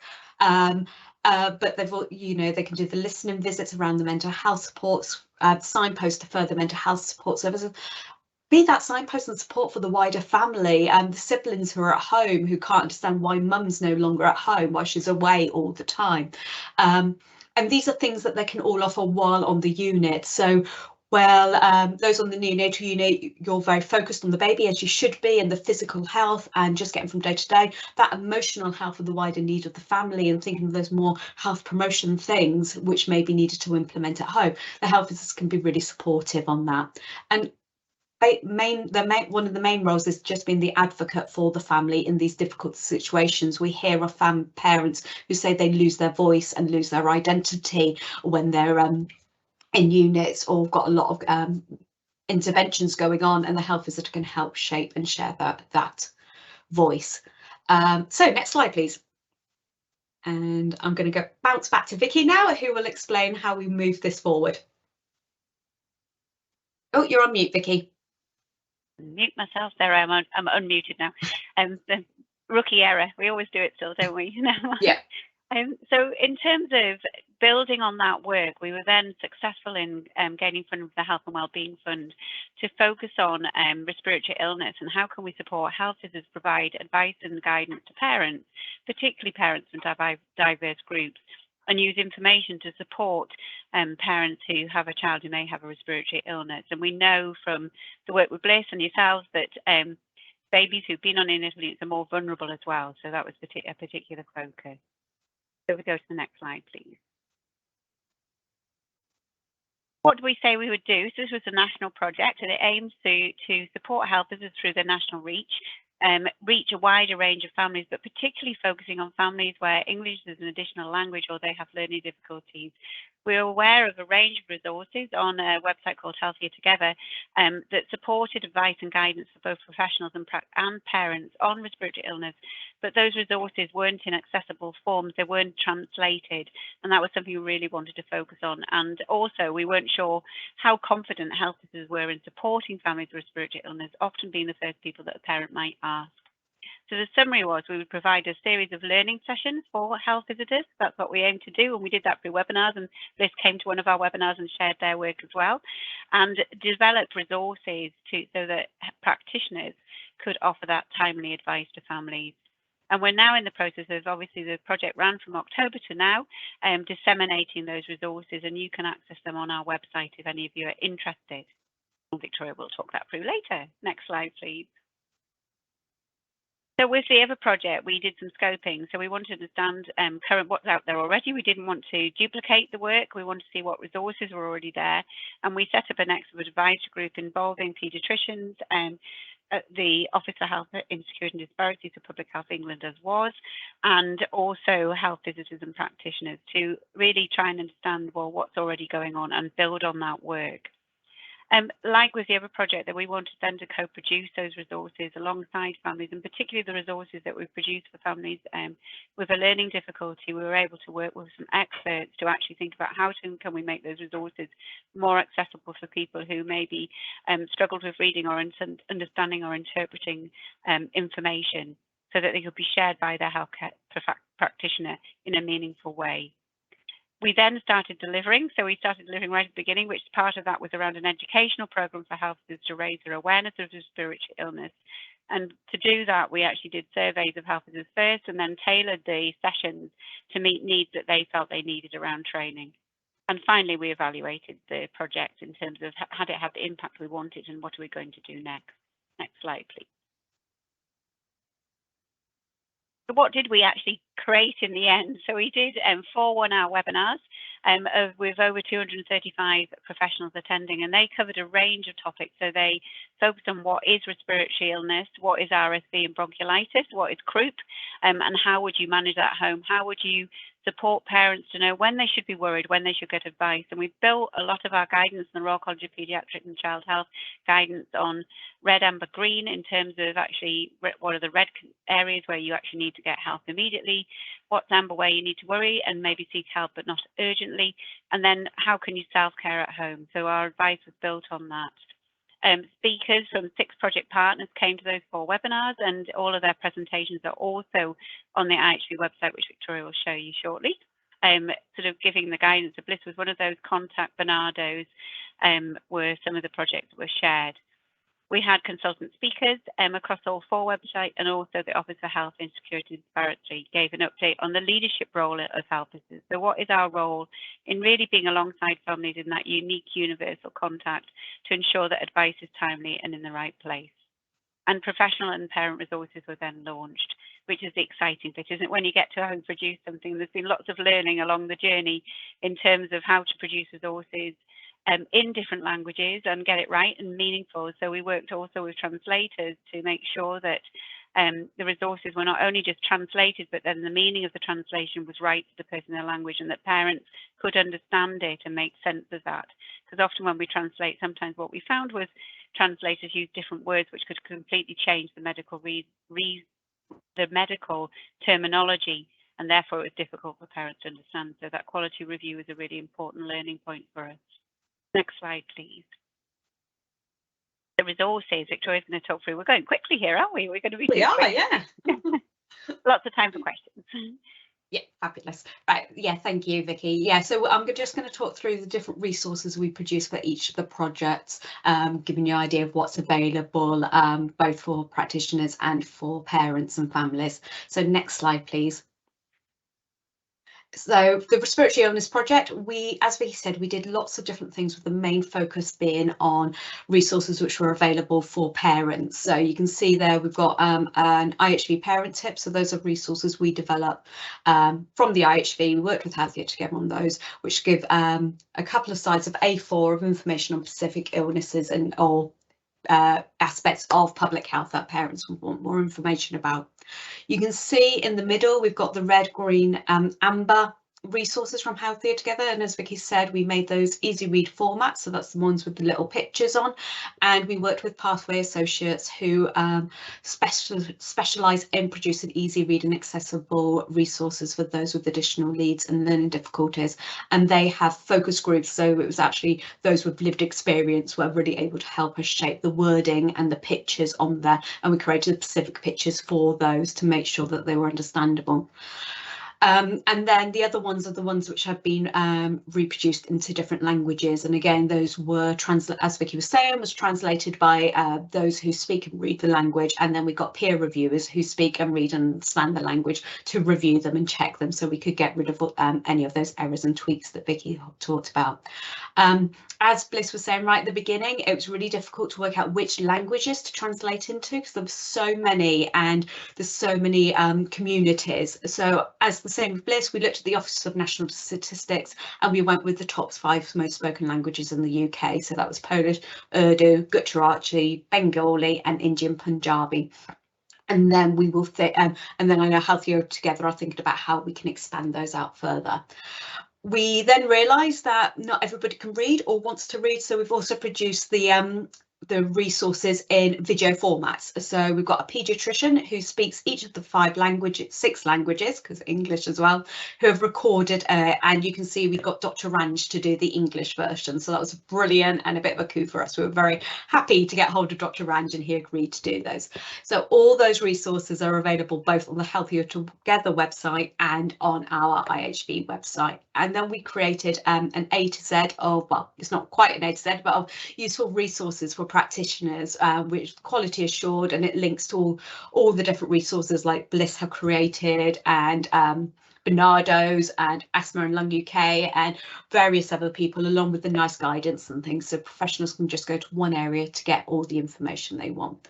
And then on the website, as Vicky said, it's all the webinars, the PDFs, a frequently asked questions sheet, and again links to all the resources that everybody shared, so it makes traffic go to other areas and think about other places that people may not have thought to have looked at before. Next slide, please. And then we also have the resources we created as part of the training programme for the neonatal family ambassador training. On the bottom left-hand side, yeah, I think if the script, they go the same way on your site, way as I view it, is the e-learning, which is free for everybody who's on e-learning for health, so anybody can access that. We've got videos from different parents sharing their stories and what life was like, both on the unit, getting to the unit, becoming pregnant, and what it was like when they got home and the different challenges they faced. There's poems, there's reflections from health visitors, and again, there's A to Zs about different organisations, parent tips about different things that neonatal for families from children who have been on the neonatal unit might be helpful. And then there's our good practice points. So you've got the parent tips, the good practice points are our professional resources. And we created one specifically about that transition home and the mental health of being on there. And then all the ambassadors get a 1 hour cascade session, which they can share with everybody in their areas to raise awareness of neonatal families. So those are all available on our website as well. Next slide, please. And that's back to you, Vicky. Obviously, we are wanting to continue our journey with partners like yourselves in this room to refine and expand those resources. And as Victoria said, we are finishing off some of the resources from the respiratory illness project at the moment. So some of them, the videos are nearly there, aren't they, Victoria? Hopefully they'll be ready. They'll be ready for our legacy, ready for next winter. But in terms of, we're always looking to how can we refine and expand the resources and work in partnership with everybody. Health is a part of the team. And I can see some questions that relate to that as well. Actually, we work with others.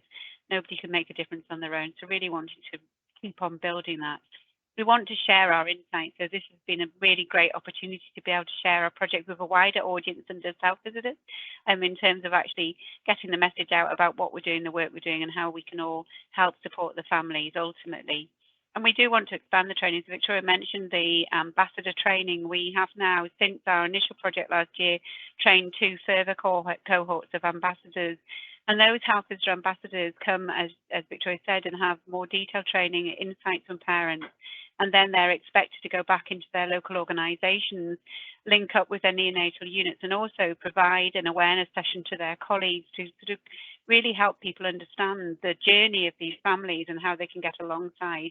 And we're finding, we just did the session this week, wasn't it, on Tuesday? Yesterday. And yesterday, my goodness, where's the week gone? Yesterday, and health visitors, not all health visitors have had that engagement all the time, and it's really important that they feel confident to support families, but also listening to the parent voice and understanding what they've gone through and are continuing to go through, particularly when they get home, has really been empowering for the health to think, actually, I need to do more. They're going back to look at their local pathways and really think about how do they fit into that and ensure that they're supporting everybody they're working with. So we do want to expand the training. So if anyone's interested in that, working with us to expand the training, think about other people being involved, do get in touch with us afterwards. Next slide, please. I think this is our last slide, isn't it? Any questions? So we've got a little bit of time for any questions. There's a couple there that had came through, I think. Yeah, thank you so much, both of you. That was excellent teamwork. We do have a couple of questions that have come in. So the first one is, how do health visitors work with neonatal outreach where hospitals have these teams? You want me to start, Victoria? I don't mind. I'll You're on camera, you start. I'll start. Having been a health visitor and then a lead for an outreach children's community nursing team, it's really important that health visitors connect, but that isn't always the reality. So often health visitors will think, well, there's a neonatal specialist outreach nurse going, and they will dip out. But then that family misses out on the public health role of the health visitor, the health promotion. So it is really important, and we advocate that with the ambassador training that help us link in with their neonatal outreach teams, and they then coordinate the care together to thinking about who's doing what and how we're going to support this family effectively, thinking about those families often having multiple professionals visiting, but also making sure that the family is offered universal support as well. Sometimes things can get very focused on the acute side or the ill baby or the sick baby rather than actually the whole family. So it's about the health visitor working in partnership with the neonatal outreach to really come up with a programme of care that's going to be sensible for the family. And that's what we would advocate, and we've been advocating that as well, that we have different skills, but we can work together, and that's the ideal way it should be working. And do you want to add anything, Victoria? Is that? Yeah, I was just thinking the other sort of end of it is some areas they're really trying to improve those communication links. So you might have an area where a health visitor links directly with the neonatal unit. They're like the named person, so they can keep those conversations going and those lines going. So if you aren't aware of if you've got any specific health visitors on LinkedIn, it might be worth just contacting them and going, oh, do you have a pathway for this? How can we get this these communications going? So that when you're doing that transition home and you're linking in with that outreach team, you can just signpost directly straight to the people that you need to speak to. Perfect. Thanks so much. We've got another one that's come in. So do you have a neonatal specialist in each health visiting team that will pick up as many of those parents or support their health visitor colleagues visiting neonatal parents? Unfortunately not. It's a real a mix. It depends on what background people have come from and therefore what they're interested in, what their nursing or midwifery background was beforehand, and then whether they've come across it and they've upskilled themselves. Obviously everybody we've trained are ambassadors, so they are the champions in the area, but it is very hit and miss depending on the area and the workforce. Yeah, linking in with the regional neonatal care coordinators and thinking about how can we expand the ambassador program so that each area has a sort of named health visitor who has had additional training, who can support others to support the families more effectively. And that is the model that we've been going with the ambassadors, and we're actually working to try and get some funding to evaluate the impact of that ambassador model in terms of upskilling, but also the impact for families. Does it make a difference having somebody with some expertise and additional training in the area? So ideal model would be every area should have health visitors who've had additional training to support these families, who can really signpost and work alongside colleagues and support families more effectively. But we're not quite there. There's a bit of a postcode lottery, I think, with a lot of these services, but that would be ideal. So a great question. Thank you. Thank you. And we've just had one more come in to ask, how do you access the parent resources? So, sorry, Vic, I'm going to jump in there. All the resources are on the website. So you can just go to our website, which is ihv.co.uk. Or is it .com? Can't remember off the top of my head. That's awful. Yeah, thank you. And there's a section on there called Families. And if you click on Families, it will give you the link and you'll be able to access all of the family resources. If you go to the A to Z and go to respiratory, that'll be how you access all the respiratory resources. But have a look around. Some of our resources are for members only, but we have different rates of membership. So have a look, come and join us and see what other things we do and get our newsletters and updates and things. All the respiratory resources are open access, so you can look at the webinars and all those things at the moment as well, so as it was part of a funded project. Great, thank you. And we just had a comment come in saying, amazing piece of work. I needed my health visitor so much, but struggled to explain all I'd been through. I'd had no mental health support, so I cried most of the time I was with her, as she was the only person I saw, but she didn't have the time. I would love to help in any way I can. In that case, I would very much encourage them to get in touch with either of you. Yeah, if you sorry, Becky, we spoke at the same time. Yeah, if you email projects@ihv.org.uk and we will get in contact and we'll sort out what we can do. Yeah, but we always wanted to hear from people and suggestions of how we can improve the work of health visitors. And I think, one of the struggles is capacity, but actually that shouldn't be a reason not to give support. So we need to try and think about how can we do that together, working as part of that multidisciplinary team, not duplicating each other's role, but complementing. And thank you for sharing that. And it's actually that exactly the role of the health is to support people when they come home with their emotional well-being, which can be such a struggle. Thank you so much. It was such a great work that you've done and continue to do. So thanks for doing it and for sharing it with us today. So we are nearly at the end of our webinar. I am just going to hand back over to our Director of Services, Peter Bradley, who is going to say a few closing comments before I end the webinar. So over to you, please, Pete. Hi everyone, and just a couple of things to sort of say. I think first is to sort of thank everybody for their attendance and thank everybody for their really fantastic and interesting presentations, especially Tendai and Vicky and Victoria there at the end. Hopefully that's provided some really useful sort of food for thought on several very important sort of themes and topics too. And there was one bit I wanted to just sort of flag up really, or sort of mention, because it sort of resonated particularly with me and tallied very much with some of the work and the thinking we've been doing lately around health inequality. It was one of the slides that Tendai talked about when in the very first presentation there, when she talked about the sort of three key aspects of the work that she'd done and the approach that they had taken around this. So talked about a strengths-based approach being really important, to identify good examples and to build on things that work and build on strengths. Emphasised co-production, which is cut through so much of all of these presentations, but engaging with people, bringing them into the design, the implementation and to the evaluation, which is a crucial bit of that process, and to genuinely listen with curiosity as how it was put. And then also the importance of data and data-driven improvement and creating what she referred to as virtuous cycles of data gathering to generate insight to then improve further.